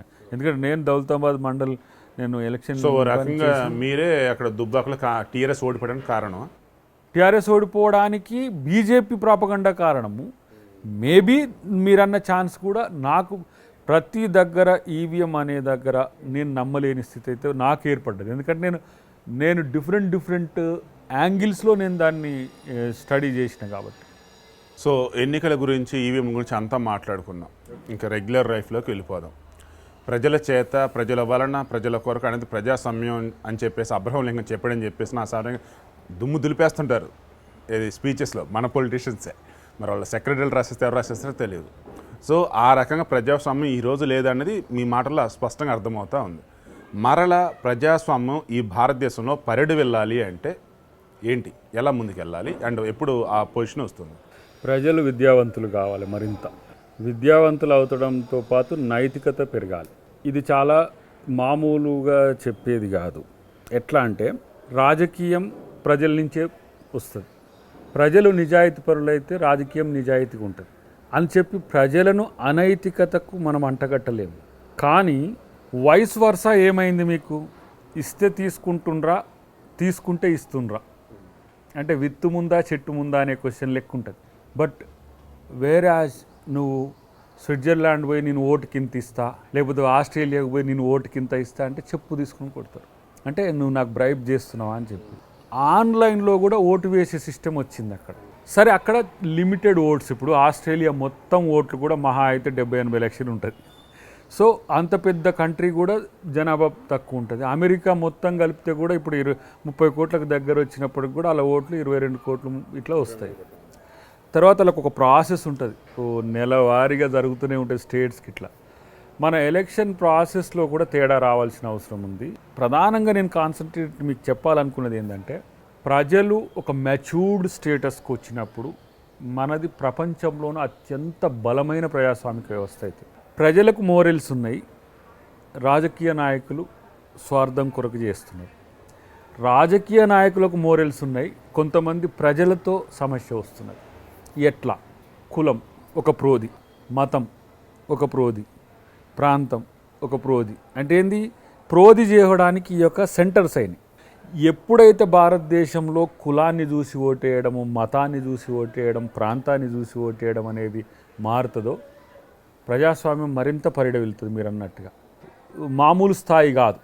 రెండవది, ప్రజలను అవినీతి పరులను చేస్తున్న దాంట్లో మేజర్ రాజకీయ వ్యవస్థని ఫ్రీబీస్ బాగా అలవాటు పడేలా చేసేసి డెఫినెట్గా రాజకీయ వ్యవస్థ అభివృద్ధి సంక్షేమం మీద కాన్సన్ట్రేట్ చేసి నేను గెలిస్తే ఇది చేస్తా అనే ఒక హామీ ఇచ్చే దమ్మున్న నాయకుడు రావాలి. వీడు చేస్తాడురా అని నమ్మకంతో ఉచితంగా ఓటు వేసే వ్యవస్థ ప్రజల నుంచి రావాలి. నువ్వు గెలిచి మాకేం చేస్తావు, ఉండేది ఉంటే ఇప్పుడు ఏదైనా చూడు అనే కాడికి వచ్చింది పరిస్థితి. అంటే ఏ స్థాయి అంటే మీరు చెప్తే నమ్మరు, ఐఏఎస్ ఐపీఎస్ స్థాయి ఆఫీసర్స్ కూడా ఒక మామూలు ఒక ఎలక్షన్ కంటెండర్ ఇచ్చే 1000 రూపాయలు, 2000 రూపాయలు, 500 రూపాయలు తీసుకునే స్థాయికి దిగజారింది ఈ వ్యవస్థ. అంటే ఎవరో మామూలు పేద కూలి కాదు, ఏదో సామాన్యుడు కాదు. దీన్ని ఎవరు మార్చాలి? దీన్ని మనమే మార్చాలి. రాజకీయ వ్యవస్థ ఎక్కడిది? అదే మన అమెరికాదా, ఆస్ట్రేలియాదా? మన నాయకులే కదా, మన నుంచి ఉద్భవించిన వాళ్ళే కదా. ఇప్పుడు నేను ఊరి నుంచి వచ్చినోనే కదా నీ దగ్గర కూర్చొని మాట్లాడుతున్నది. నేను యువకునిగా ఉన్నప్పుడు నిజాయితీగా ఉంటున్నేందుకు, రాజకీయ నాయకుడిగా ఉన్నప్పుడు అవినీతి పరునిగా మారుతున్నేందుకు, నేను ఓటుకు పైసలు ఇస్తున్నేందుకు, నేను నిజాయితీ గురించి మాట్లాడుతున్నేందుకు? ఆ నైతికత నాకుందా? ఫస్ట్ నన్ను నేను ఆత్మపరిశీలన చేసుకుంటే. మరి ఈ రాజకీయం రావాలంటే ఈ దేశంలో ఎన్ని సంవత్సరాలు కావాలి? అలాంటి ఒక జెన్యూన్ లీడర్షిప్ భారతదేశంలో రావాల్సిన అవసరం ఉంది. ఒకప్పుడు స్టూడెంట్లు చాలామంది ఎస్ఎఫ్ఏ కావచ్చు, తర్వాత ఎన్ఎస్యుఏ కావచ్చు, ఏబీవీపీ, లైక్ మరికొన్ని స్వచ్ఛందంగా కూడా కొన్ని యూనియన్స్ ఉండేవి. దాని ద్వారా వాళ్ళకి రాజకీయం అంటే ఒక అవగాహన ఉండేది. వాళ్ళు ఆయా పార్టీలోకి వెళ్ళినప్పుడు కూడా కూసింత నైతికతతో వాళ్ళు ముందుకు వెళ్తూ ఉంటారు. బట్ ఈ మధ్యకాలంలో చూస్తే విద్యార్థులు కావచ్చు, వాళ్ళ తల్లిదండ్రులు కావచ్చు, మొత్తం కూడా మార్కులు, ర్యాంకులు, ఉద్యోగాలు మొత్తం ఈ వేళను వెళ్ళిపోతూ ఉన్నారు. అలాంటప్పుడు మీరు కోరుకున్నటువంటి లేదా మీరు చెప్పినటువంటి గొప్ప గొప్ప నాయకులు ఎక్కడి నుంచి రావాలి, ఎలా వస్తారు? నేనేమంటున్నా, అందుకనే యువత ఎవరైతే ఈ సమాజం మీద సోకాల్డ్ కామెంట్స్ చేస్తారో, రాజకీయ వ్యవస్థ భ్రష్టు పట్టిపోయింది, రాజకీయ వ్యవస్థ కుళ్ళు పోయింది అని వాడు ఓటేడు, మళ్ళీ అదొక సమస్య. ఇక్కడ నేనేమంటున్నా అంటే, మీరు రాజకీయాలని కెరీర్ ఎందుకు ఎంచుకోరు? సర్వీస్ మీరు ఎందుకు చేయకూడదు? సేవకు మీరు అలా వస్తే రాణిస్తారా? మీరు రాజకీయం రావాలి. నన్ను ఎట్లా రానిచ్చిండ్రు? I'm not the political background, I have no, నేను 0 బడ్జెట్ లీడర్ను సుమా. నేనేం రాజకీయాల్లోకి వచ్చి రాజకీయాల కొరకు కోట్లు ఖర్చు పెట్టిన వ్యక్తిని కాదు. బట్ మీరు వచ్చేటప్పటికి ఒక కమ్యూనిటీకి సంబంధించేసి బాస్గా ఉండి హక్కుల కోసం పోరాడుతూ ఉన్నటువంటి మూమెంట్లో, సో గొప్ప నాయకుడురా మన పార్టీకి వస్తే లాభం అని చెప్పేసి వాళ్ళ స్వార్థం కోసం మిమ్మల్ని ఆహ్వానించి ఉండొచ్చు కదా? అంతకంటే ఎక్కువ అది ఒక స్వార్థం కావచ్చు, ఈ వ్యక్తి మనకు పార్టీకి పనికొస్తాడు అనేది కావచ్చు. రెండవది, నా రాజకీయ సేవ ఎక్కడ చేయాలనుకున్నప్పుడు నేను కాంగ్రెస్ని ఎంచుకున్నా. వాస్తవానికి నా ఛాయిస్ కాంగ్రెస్. కొంతమంది టీఆర్ఎస్కి పోలేదు ఎందుకు, బీజేపీకి పోలేదు ఎందుకు ఇట్లా అంటారు. బట్ నా మైండ్ నేను ఇచ్చినందుకు దాని ప్రేమ ఎక్కువ. ఇప్పుడు ర్యాపో కూడా వాళ్ళ సిన్సియారిటీ, సోనియా గాంధీ కానీ రాహుల్ గాంధీ కానీ ఇంటరాక్ట్ అవుతున్నప్పుడు వాళ్ళ పట్ల మనకున్న అభిప్రాయం యాక్చువల్గా బేసికల్గా కమ్యూనిస్ట్ ఫ్యామిలీ అయినప్పుడు కూడా మాది, నేను కాంగ్రెస్ వైపు మొగ్గు చూపడానికి ఒకే ఒక కారణం ఏంటంటే దేశవ్యాప్తంగా కాంగ్రెస్ పార్టీ భావజాలాన్ని నేను చూడగలిగిన. అప్పటికి ఈ అభిప్రాయ సేకరణ కొరకు వివిధ అంశాలకు మేము రాష్ట్రాలే కూడా చాలా ప్రాంతాలు తిరిగేటోళ్ళం. అంటే కాంగ్రెస్ మీద మీకు అంత ఇష్టం ఏర్పడింది అంటే అది ఏ రకం ఏంటంటే ఆల్రెడీ ఫ్లోలో మీరు చెప్తారు. కాంగ్రెస్ ఓడిపోవడం 2014లో కారణం ఏంటి అన్నప్పుడు అసలు మెయిన్ ఒక పాయింట్ హైలైట్ చేశారు. అదేంటంటే ఇచ్చింది వాళ్ళే, కానీ ఎప్పుడు ఇచ్చారు, ఎంతమంది చనిపోయిన తర్వాత ఇచ్చారు. అదేదో ముందే ఇస్తే సరిపోయేది కదా, ముందు ఇవ్వలేదు వాళ్ళు. శవ రాజకీయాలు చేసుకుంటూ ఈ రకంగా ఇచ్చారు అని అంటున్నారు. అది ఆ రోజు మీకు అర్థం కాలేదు. ఎవరు దృష్టికోణం నుంచి వాళ్ళ రాజకీయ కోణాన్ని ఎంచుకుంటారు.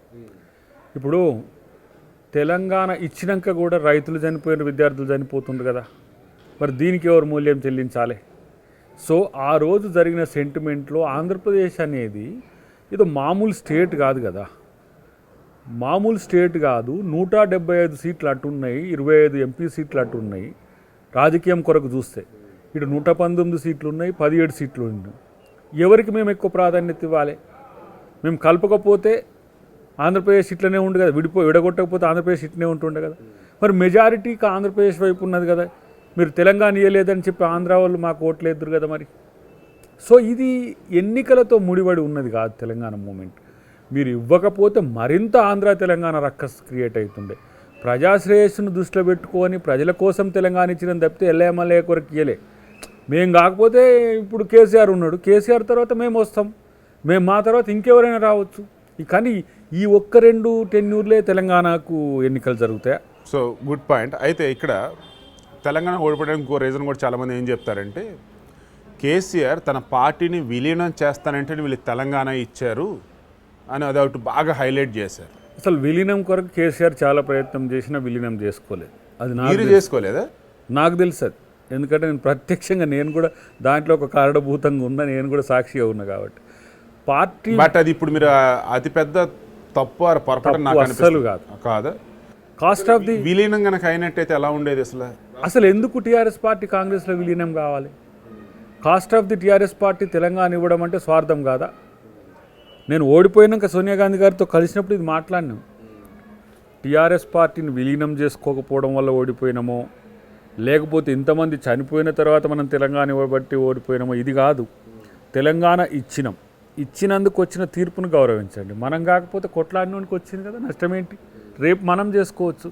బట్ నేను టీఆర్ఎస్ కేసీఆర్ పార్టీ విలీనం చేస్తా అంటే తెలంగాణ, లేకపోతే ఇంకోళ్ళు బెదిరిస్తే తెలంగాణ 100% షూరా? టీఆర్ఎస్ వాళ్ళే అడిగితే మీరే చేసుకోలేదా విలీనం? అసలు విలీనానికి తెర లేపిండేమో కేసీఆర్ని అడగమనండి. విలీనానికి ఎవరైనా ప్రతిపాదనలు ఏమైనా తెచ్చిండ్రేమో. దిగ్విజయ్ సింగ్ గారిని ఆ రోజు, ఇప్పుడైతే ఆయన ఇన్ఛార్జి కాదు, ఆయన ముఖ్యమంత్రి కూడా కాదు కదా, ఇప్పుడు జస్ట్ ఎంపీగా ఉన్నాడు కదా. మీరు కాల్ చేసి అడగండి, మీరు ఎంత మేరకు ప్రతిపాదనలు, వాళ్ళు విలీనం ప్రతిపాదనలు వస్తే మీరు యాక్సెప్ట్ చేయలేదు సార్, లేకపోతే ఎంత మేరకు మీరు విలీనం చేసుకోవాలనుకుంటున్నారు, దిగ్విజయ్ సింగ్ గారిని అడగండి. అదంతా కూడా ఒక ఎన్నికల ఎత్తుగడ, ప్రాపగండ. అంటే కాంగ్రెస్ పార్టీని ఒప్పించి మేము విలీనం చేస్తా అంటే కరుగుతుందేమో అని ఒక టాక్టిక్ తప్పితే ఆయన ఎందుకు చేస్తాడు? అప్పుడే ఒక కథ చెప్పిండు, మీకు ఎరికేనా? ఇట్లా పోతుంటే యాదగిరి గుట్ట వెనకకెళ్ళి పోతుంటున్నట, రైల్వే ట్రాక్ కాడ ఒక ముసలాయన గొర్రెలు కాసుకుంటే కనపడ్డాడట. ఏమన్నాడు? ఓ పిల్లగా మంచిగానే చేస్తున్నావు కానీ నీ పార్టీని తీసుకుపోయి దాంట్లో కలుపుతాడు, నువ్వు కలిపేవు అని అన్నాడట ఆయన. ఒక ముసలాయన అన్నాడట. అంటే చూస్తా తాత ఎటనే మరి మనం కాంగ్రెస్ వాళ్ళు కలిపితేనే ఇస్తారట అని. ఇదొక ఉద్యమంలో ఒక ఎత్తుగడ ఇది, అట్లా చేసిండు. బట్ ఇందాక అంటున్నప్పుడు ఆల్రెడీ అడిగారని అంటున్నారు కదా, అడిగారా అసలు అడగలేదా? సింగిల్ లైన్లో క్లారిటీ ఇవ్వండి. నాకు తెలిసి ఈయనకు ఆ ఉద్దేశం ఉండేనేమో. ఒక ప్రపోజల్ కూడా పోయినట్టు నాకు గుర్తు. ఏంటంటే ఈదర్ పీసీసీ నార్ సీఎం క్యాండిడేట్గా డిక్లేర్ చేస్తే నేను విలీనం చేస్తా అనే ప్రతిపాదన పెట్టినట్టు నాకు ఒక వార్త ఉంది. మీ సైడ్ వాళ్ళు అయితే అడగలేదా? కాంగ్రెస్ అధిష్టానం వాళ్ళు ఎవరు కూడా? ఇప్పుడు ఒక స్థాయి నాయకులు కూడా మీరు విలీనం చేస్తే మరింత మంచిదని చెప్పినట్టుగా విన్నా, కానీ అధిష్టానం నుంచి విలీనం చేసుకోమని కానీ పార్టీని తీసుకోమని చెప్పలేదు. వీళ్ళు పెట్టిన ఒక ప్రపోజల్ దిగ్విజయ్ సింగ్ గారు కానీ ఆగిపోయి ఉండొచ్చు. ఎందుకంటే ముఖ్యమంత్రి అభ్యర్థిని ఒక పరిమితమైన పరిస్థితులనే తప్పితే ముఖ్యమంత్రి అభ్యర్థిని డిక్లేర్ చేయదు కాంగ్రెస్ పార్టీ. తర్వాత పీసీసీ ప్రెసిడెంట్ విలీనం చేస్తే ఇస్తా అనే హామీ కూడా ఇవ్వదు. ఎందుకంటే మళ్ళీ ఆడికి రాగానే కులాలు మతాలు వీళ్ళందరినీ మేము చూసుకోవాలి. ఎస్సీకి ఒకటి ఇస్తే బీసీకి ఒకటి ఇవ్వాలి, ఓసీకి ఒకటి ఇవ్వాలి, రెడ్డికి ఒకటి, ఇట్లా మాకు ఒక ఈక్వేషన్స్ ఉంటాయి, సోషల్ ఈక్విలిబ్రియం.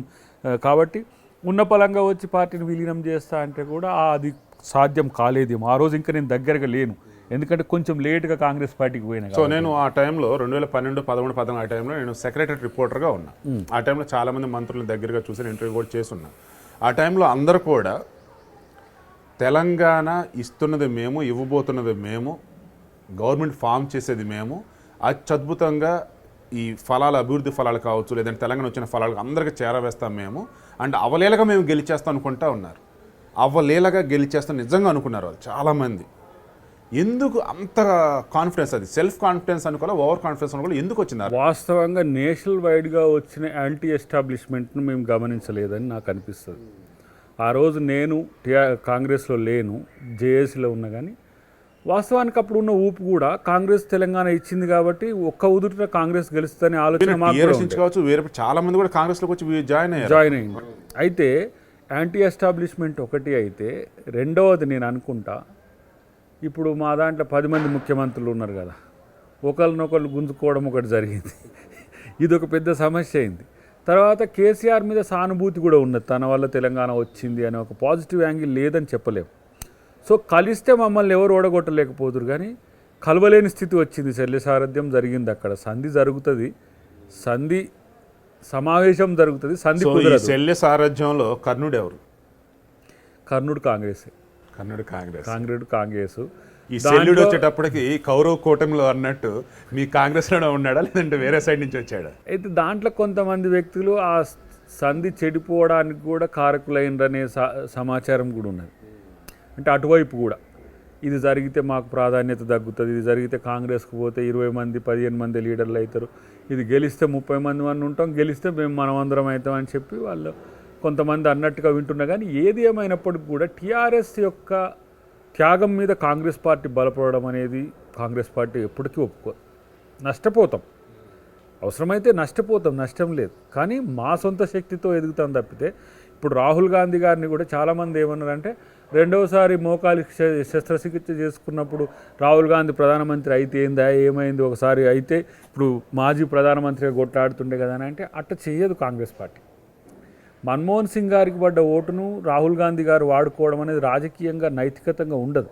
ఇప్పుడు రాజీవ్ గాంధీ గారికి వ్యతిరేకంగా ఓటు పడ్డది ఒకసారి, ఐకే గుజరాల్ గారు, విపి సింగ్ గారు, తర్వాత మన చంద్రశేఖర్ గారు ఆయన చూసిండ్రు. ఆ టైంలో ఒక దశలో మీరు దీన్ని లీడ్ చేయండి అని అంటే, నేను ప్రధానమంత్రిగా ఉన్నప్పుడు నువ్వు ప్రధానమంత్రిగా వద్దు అని వేసిన ఓటుకు నేను ప్రధానమంత్రిని అయితే ఇదేం రాజకీయం అని చెప్పి తను పక్కకు పెట్టిన పరిస్థితి. అది ప్రజాస్వామ్య లక్షణం. అది అంటే కాంగ్రెస్ పార్టీకి ప్రజాస్వామ్య స్ఫూర్తి లక్షణం ఉంది అని అంటూ ఉన్నారు. అది ఓన్లీ ఆ కాంగ్రెస్ టాప్ లెవెల్ మేనేజ్మెంట్గా పరిమితమా, లేదంటే గ్రౌండ్ లెవెల్లో ఉన్నటువంటి నాయకులు కూడా ఆ రకంగా ఉంటూ ఉన్నారా?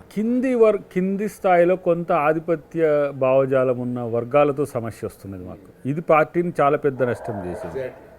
చాలా చోట్ల కూడా తరతరాలుగా కాంగ్రెస్ అంటే ఆ కుటుంబాంధ్ర, కాంగ్రెస్ అంటే ఆ వర్గాంధ్ర, లైక్ ఈవేలో.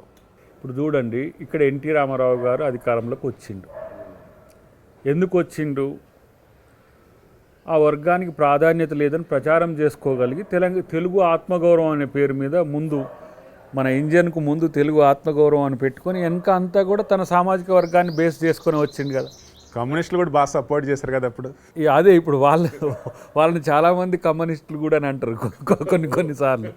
అయితే నేనేమంటున్నా అంటే, సరే ఇంతకుముందు అన్నది అదే, కులం, మతం, ప్రాంతం అనేది రాజకీయాలను ప్రేరేపిస్తే నిజాయితీగా ఉన్న ప్రజాస్వామ్య వ్యవస్థ ఉండదు. ఇక్కడ జరిగింది అది. ఇప్పుడు ఏంటంటే కాంగ్రెస్ పార్టీని మేము క్షేత్రంలో అప్పటి నుంచి స్వాతంత్రం తర్వాత వచ్చింది ఏంది, కొంచెం పెట్టుబడిదారులు, జాగీర్దారులు, జమీందారులు, తర్వాత ఆధిపత్య కులాలన్నీ కూడా కాంగ్రెస్ పార్టీని ఓన్ చేసుకున్నాయి. అప్పటికి బ్రిటిష్తో ఉన్న నిజాం కూడా కాంగ్రెస్ పార్టీకి లొంగాల్సి వచ్చింది. అప్పటి వరకు కూడా ఇప్పుడు సాయుధ పోరాటం జరిగిందంటే బ్రిటిష్ సేనలతో ఈయనకున్న దమ్ము, ఎవరికి నిజాంకున్న దమ్ము. సో అప్పుడుగే అధికార మార్పిడిలోకి వచ్చిన తర్వాత కింది వర్గాలు అంటే శూద్రులైన బీసీలు, ఎస్సీలు, ఎస్టీలు అంతా కూడా అధికారం అనేది వాళ్ళకి అలవాటు లేనిది. యుద్ధం చేయగలుగుతారు కానీ అధికారం రాజుగా కావడానికి వాళ్ళకి అవకాశం లేదు. అప్పుడు ఆధిపత్య కులాల చేతుల్లో పార్టీలు ఉండే. ఆధిపత్య వర్గాల మధ్యన వైరం కాస్త కాంగ్రెస్ పార్టీకి నష్టం చేసింది. నాట్ ఈవెన్ తెలుగు, అది తమిళనాడు కావచ్చు, అది మీకు ఉత్తరప్రదేశ్ కావచ్చు, బీహార్ కావచ్చు, ఎక్కడ భూమిని కేంద్రకంగా చేసుకున్న శక్తులు ఉన్నాయో అవి అధికారంలోకి దగ్గరికి వచ్చినాయి. అక్కడ భూమిహార్లు కావచ్చు, ఇక్కడ ఠాకూర్లు కావచ్చు, ఇక్కడ మాకు రెడ్లు కావచ్చు, లేకపోతే ఆ పక్కన కమ్మలు కావచ్చు, ఇక ఎవరైతే భూమితో సంబంధం ఉండలేదు. ఎందుకంటే కొంచెం వెల్ ఆఫ్గా ఉంటారు కాబట్టి రాజకీయాలు చేయడానికి వెసులుబాటు ఉంటుంది. ఇప్పుడు బతకడానికి సమస్య కదా కింది వర్గాలకు, దళితులకు కానీ, గిరిజనులకు కానీ, ఆదివాసీలకు కానీ. సో ఇప్పుడిప్పుడు ఆ సోయి వస్తున్నది. మళ్ళీ కాంగ్రెస్ పార్టీ ఇప్పుడు ఆ వర్గాలకు చేసిన ఏదైతే త్యాగం ఉన్నదో ఆ వర్గాలు కాంగ్రెస్ పార్టీకి దగ్గర అయ్యే ప్రయత్నం జరుగుతున్నాయి. ఇప్పుడు చూడండి, మీరు ఏ పార్టీ ఈ రెండు స్టేట్లలో తీసుకోండి, ఒక క్యాస్ట్ ఉంటుంది, ఒక లైన్ ఉంటుంది, ఒక కుటుంబం ఉంటుంది. ఇప్పుడు మమ్మల్ని మీరు అన్నారు కదా, నెహ్రూ కుటుంబం యాక్చువల్గా అంటే దానికి గాంధీ కుటుంబం అని పేరు పెడతారు అనుకోండి. ఇప్పుడు 30 సంవత్సరాల నుంచి నెహ్రూ కుటుంబానికి పదవులు లేవు, అధికార పదవులు లేవు. యూపీఏ చైర్పర్సన్గా ఆమె చక్రం తిప్పుచ్చు ఉండొచ్చు కాక, కానీ ప్రధానమంత్రి మాత్రం ఎవరు? మన్మోహన్ సింగ్. చెప్పలేదు, డెఫినెట్గా తిప్పుతారు. యూపీఏ చైర్పర్సన్ అన్నప్పుడు పార్టీ కోఆర్డినేషన్ అనేది ప్రధానమంత్రి బాధ్యత కాదు. ప్రధానమంత్రి దేశానికి బాధ్యుడు, కానీ కూటమికి మేం బాధ్యులం కదా. ఇప్పుడు 2004 నుంచి ఓ రకంగా 2009 ఆ టైంలో స్టూడెంట్గా ఉన్నారు, కాంగ్రెస్ పార్టీ వ్యక్తిగా మీరు లేరు. సో అటువంటి మూమెంట్లో మీరు ఒకసారి చెప్పండి, పేరుకే మన్మోహన్ సింగ్ ప్రధానమంత్రిగా ఉన్నారు, బట్ మొత్తం నడిపించినంత సోనియా గాంధీ అని చెప్పేసి దేశం అంతా అన్నారు. నిజమా అబద్ధం? ఒకటి, సోనియా గాంధీ యొక్క ప్రమేయం లేదని చెప్పడానికి నేను డేర్ చేయను. రెండవది, ప్రతి దానికి మీరు చూస్తే జీఓఎం అని ఉంటుండే, గ్రూప్ ఆఫ్ మినిస్టర్స్తో ఒక కమిటీ వేసేదాన్ని. ప్రతి టాస్క్కు వాళ్ళ అభిప్రాయాలకు గౌరవం ఇచ్చి నిర్ణయం జరిగేది తప్పితే ఒక నిర్ణయాన్ని తీసుకొని ఆ జీఓఎం మీద రుద్దే ప్రయత్నం జరగాలి. Even Telangana issue, even group of ministers దానిలో డిస్కస్ చేసిన తర్వాత కూడా ఆమె ఆల్రెడీ ఒక నిర్ణయం తీసుకుంటే అదే చెప్పేదని అంటూ ఉంటారు. ఇప్పుడు ఎలెక్టివ్స్ డిఫరెంట్గా ఉంటాయి, అంటే మీన్స్ చూజన్ ఇష్యూస్ చాలా ఉంటాయి, బట్ సెలెక్షన్ మాత్రం ఒకటే ఉంటుంది. దాంట్లో తన ఆధిపత్యం ఉండేది, తను డిస్క్రిషనరీగా చేసేది. ఇప్పుడు మీరు చూడండి, మహాత్మా గాంధీ జాతీయ ఉపాధి హామీ పథకం ఉన్నది, ఇప్పటికి కూడా లైవ్ అది. అంటే ప్రజా శ్రేయస్సు కొరకు చేసే వాటిలో రాజీ పడకపోయేది. ఇంకా ఎక్కువ ఎట్లా డెమోక్రటిక్గా చేయాలి. ఎవరైనా ఫుడ్ సెక్యూరిటీ బిల్ గురించి ఆలోచించరా ఈ దేశంలో? ఎవరైనా సమాచార హక్కు చట్టం గురించి ఆలోచించరా ఈ దేశంలో? సామాన్యునికి ప్రజాస్వామ్య విలువలు చేరవేసే ప్రక్రియలో మీరు చూడండి, నిర్భయ చట్టం చేయడానికి ఎంత డేర్ ఉండాలి. ఆ టైంలో శీలా దీక్షిత్ గారు ఢిల్లీ ముఖ్యమంత్రి, ఆమె సైతం ఆ అంశంలో ఉంది. ఎంత పెద్ద ఎత్తున మూమెంట్ వచ్చింది. ప్రజల యొక్క ప్రతి భయానికి రక్షణ కల్పించే ప్రయత్నం చేసింది సోనియా గాంధీ గారు.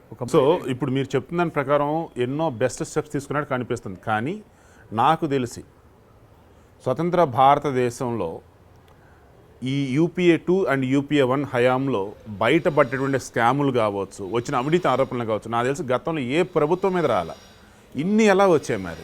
ఇది చాలా ఇంపార్టెంట్. ఇప్పుడు 2G స్కామ్, ఫస్ట్ 2G స్కామ్లో మిస్మేనేజ్ అయినాయి 1,50,000 రూపాయలు. 1,50,000 రూపాయలు, 1,50,000 రూపాయలు.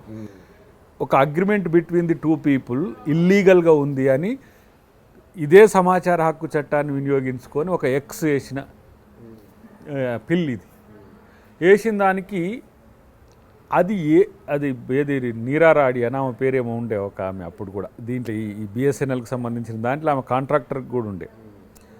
దాని మీద 2G స్కామ్ జరుగుతుంది అని ప్రచారం జరుగుతుండగానే దాని మీద జేపీసీ వేయడమే కాదు, రాజా కనిమొలిని తీసుకుపోయి జైల్లో పెట్టిన వాళ్ళు ఎవరు? మా పార్టీ అనుయాయులు. యూపీఏలో మేజర్ స్టేక్ కదా డిఎంకే. రాజా ఎవరు? అక్కడ మంత్రి. కనిమొలి ఎవరు? కరుణానిధి బిడ్డే. వీళ్ళని తీసుకుపోయి చిప్పకూడి తినిపించింది ఎవరు? కాంగ్రెస్ పార్టీ. 2G తర్వాత ఎన్ని మారినాయి? 3G వచ్చిందా ఈ దేశంలో? 4G వచ్చిందా, 5G కి వెళ్తుంది. ఇప్పుడు 5G కూడా వస్తున్నది. ఎవడైనా ఎంత మిస్మేనేజ్ అయిందని ఆయన్ని చెప్పమనండి, ఎవడో ఎన్ని కోట్ల రూపాయలు దాంట్లో తిన్నారని చెప్పమనండి. ఇదొకటి. ప్రత్యక్షంగా అదేంటిది మన ఇటలీ కంపెనీతోని అదే మన హెలికాప్టర్లకు సంబంధించింది, రాఫెల్ కాదు అంతకంటే ఫ్రాన్స్, అది ఇటలీ మీద ఉండే నాకు దానికి సంబంధించి ఆడెవడో ఇటలీ వాడు ఉన్నాడు, ఇదంతా ఉన్నాడు అనేది, దానికి సోనియా గాంధీకి లింక్ ఉన్నదని చెప్పేసి, దాని పేరు సరిగా ఇప్పుడే గుర్తులేదు, చెప్తా నేను తర్వాత. కానీ దాంట్లో చేసిండ్రు. దాంట్లో నాన్ కాంగ్రెస్ కమిటీని వేసి మిస్టేక్ జరిగి నా పేరు మీద చెప్పి, ఇప్పుడు నా పేరు చెప్పి ఎవడన్నా మిస్టేక్ జరిగినా వాళ్ళని మీరు చర్యలు తీసుకోవాలని చెప్పి చేసినాం. అగస్టా వెస్ట్ అంటే ఏంది, వాళ్ళు ఇప్పటికి కూడా ఇప్పుడు 6 years కదా బీజేపీ గవర్నమెంట్ వచ్చి, చలో అగస్టా వెస్ట్ ల్యాండ్ తీయమనండి. సోనియా గాంధీకి డైరెక్ట్ ఇన్వాల్వ్మెంట్ ఉన్నది కదా. అదే రాఫెల్ 36,000 కోట్ల రూపాయల స్కామ్ అని ఇలా రాహుల్ గాంధీ గారు విమర్శిస్తున్నాడు. ఒకే ఒక్కడు కొట్లాడుతున్న రాహుల్ గాంధీ. ఇప్పుడు ఇదే రాఫెల్ మీద జేపీసీ ఏమనండి, యా దమ్ము ఉందా బీజేపీకి? మేము ఇప్పుడు నేను 2 ఉదాహరణలు క్లియర్గా ఉందని చెప్పింది కదా రాఫెల్ గురించి. సుప్రీంకోర్టు చెప్పితే supreme court is the custodian to the parliament కదా. But parliament committee members can take care కదా. ఇప్పుడు జాయింట్ పార్లమెంట్ కమిటీ వేయాలంట. నేనేమంటున్నా, ఒక విమానానికి 10 రూపాయలు అనుకున్నాం, పక్క దేశమోడు కూడా 10 రూపాయలకు కొనుక్కుపోయిండు. నువ్వు 20 రూపాయలకి ఎట్లా కొన్నావు అంటే దాంట్లో ఏమో అవినీతి జరగలే అంటే నీకు ఫీచర్స్ ఎక్కువ ఉన్నాయి అంటున్నారు. నేనేమంటున్నా, సేమ్ సౌదీలో 2 స్టేట్స్ కొనుక్కున్నాయి, అవే టెక్నికాలిటీసు, అవే అడ్వాన్స్మెంట్లు, అవే మొత్తం, అదే విమానం. దీన్ని కంపేర్ అండ్ కాంట్రాస్ట్ చేయండి మీరు. అంటే తెలియని వాళ్ళకు బీజేపీ వాట్సాప్ యూనివర్సిటీ ఉంటుంది, ఆ వాట్సాప్ యూనివర్సిటీ చేసే పాపగండా. కానీ తెలిసిన వాళ్ళకి కొంచెం సోయున్నోడు ఆలోచించమనండి. వాడు 1 yearలో 2 వెర్షన్స్ తయారు చేస్తాడా? అఫ్కోర్స్ 6 months ప్యానల్లో చేస్తాడు అనుకోండి. మోడల్ ఏం చెప్పుకుంటావు నువ్వు? ఒక గుండు పిన్ను మార్చినా మోడల్ మారినట్టే కదా వాస్తవానికి. కానీ ఒక విమానానికి 1000 కోట్ల తేడా ఉంటుందా? అంటే ఈ డబ్బులంతా ఎవరు తిన్నారు? మధ్యలో అనిల్ అంబానీ పేరుని తీసుకొచ్చారు మీ వాళ్ళు. ఎందుకు Reliance defence? Why? Indian defence ఉంది ఇక్కడ. రిలయన్స్ డిఫెన్స్తో నీకు కాంట్రాక్ట్ ఎందుకు? నువ్వు కొనలేవా? హెచ్ఏఎల్ తయారు చేయలేదా? ఒక మాట అనుకున్నా, నేనే కదా రాఫెల్ తెచ్చింది, రాఫెల్ డీల్లో నేనే కదా దాంట్లో ఉన్నది. మనం మినిమల్ కాస్ట్లో మ్యాక్సిమం అవుట్పుట్ కొరకు మనం ప్రయత్నం చేసినాం. వాళ్ళు మ్యాక్సిమం టు మ్యాక్సిమం అంటే ఎవరి ఫేవర్ కొరకు? వాడే అనిల్ అంబానీనే ఈ ఈవీఎంలకు సంబంధించిన మేనేజ్మెంట్లో ఉన్నాడు. నేను అద్దంకి దయాకర్గా ఈ మాట అంటున్నా. కాంగ్రెస్ పార్టీ అధికార ప్రతినిధిగా కూడా కాదు, కాంగ్రెస్ పార్టీ నాయకునిగా కూడా కాదు, అద్దంకి దయాకర్ అంటున్నాడు. ఆ అనిల్ అంబానీ కంపెనీనే ఇదంతా కాంట్రాక్ట్ ఈవీఎంలది. ఎవరికి ఫేవర్ చేయడానికి? ఇప్పుడు మనము ఊరి భాషలో చెప్పాలంటే, నువ్వు సర్పంచ్గా నిలబడ్డావు, ఇప్పుడు ఆంధ్రప్రదేశ్లో సర్పంచ్గా నిలబడ్డావు. ఆ సర్పంచ్గా నిలబడ్డానికి ఆయన 10,000 ఇస్తాడు, ఆయన 5,000 ఇస్తాడు, ఆయన ఏదో కొంత ఇస్తారు కదా. ఇచ్చినోనికి ఫేవర్గా ఏదో ఒకటి చేయాలి, వాడు చెప్పినట్టు వినాలి, లేకపోతే వాళ్ళు చెప్పిన వాళ్ళకి ఏదైనా పనులు చేసి పెట్టాలి. అట్లా అంబానీలు, అదానీలు. ఇవాళ 2 గుజరాతీలు, అమిత్ షా, మోడీ, 2 గుజరాతీలకు, అంబానీ అదానీలకు ఈ దేశాన్ని దోచిపెడుతున్నారు. గుజరాతీ ఆధిపత్యం ఈ దేశం మీద పెరుగుతున్నది. లేదు అంటే జేపీసీ వేయమనండి. బిఎస్ఎన్ఎల్ ఎట్లా డిక్లేర్ అవుతుంది? జియో ఎట్లా పెరుగుతుంది? రిలయన్స్ పెట్రోకెమికల్స్ ఆదాయం ఎట్లా పెరుగుతుంది? ఐబీపీలో ప్రైవేటైజేషన్ ఎట్లా అవుతుంది? హెచ్పిసిఎల్ ఎందుకు కొనడుతుంది? Price ONGC. ఇప్పుడు అంటున్నా, ఆంధ్రుల హక్కు అయిన విశాఖ ఉక్కు ఎట్లా ఈరోజు ప్రైవేట్ పరమవుతుంది? నష్టాలు వచ్చిందా? ఎంత గడ్డు పరిస్థితుల్లో కూడా విశాఖ ఉక్కు ఈ దేశానికి ఒక వెన్నెముక ఉంది. నీకు బిలాయ్కి సోర్స్ ఉన్నది, రూర్కేలాకి సోర్స్ ఉన్నది. కానీ ఆంధ్రప్రదేశ్కు మన కాడ మైన్స్ లేకపోయినా సరే మనం ఇతర రాష్ట్రాల నుంచి తెచ్చి విశాఖ ఉక్కు ఈ దేశానికి పెద్ద ఒక ఉక్కు లాంటి పరిశ్రమగా ఉన్నది. ఎంతమంది వేల మంది కార్మికులకు ఈరోజు అది ఒక జీవనాధారమైంది. రేపు పోతున్నాను నేను అక్కడ కూడా, విశాఖకు పోతున్నాను. డెఫినెట్గా అక్కడ సంఘాలన్నీ కూడా ఆహ్వానిస్తున్నాయి. ఎందుకు? అసలు బీజేపీ తెగ నమ్మడం ఏంటి? అమ్మాల్సిన పరిస్థితి. డిస్ఇన్వెస్ట్మెంట్లో భాగంగా 2021-22లో 1,75,000 కోట్ల సమీకరించామని వాళ్ళు ప్లాన్గా పెట్టుకున్నారు. అందులో భాగంగానే దీన్ని అంటూ ఉన్నారు. డిస్ఇన్వెస్ట్మెంట్స్ అనేవి కాయిలా పరిశ్రమలకు వేస్తారు, ఎన్పిఎస్కి వేస్తారు. నాన్ పెర్ఫార్మింగ్ ఎసెట్స్గా ఉండే కంపెనీలకు డిజిన్వెస్ట్మెంట్ చేస్తారు. కానీ లాభాల్లో ఉన్న కంపెనీకి డిజిన్వెస్ట్మెంట్ చేయడం అని దరిద్రుడా, నాకు అది అర్థం కావట్లే.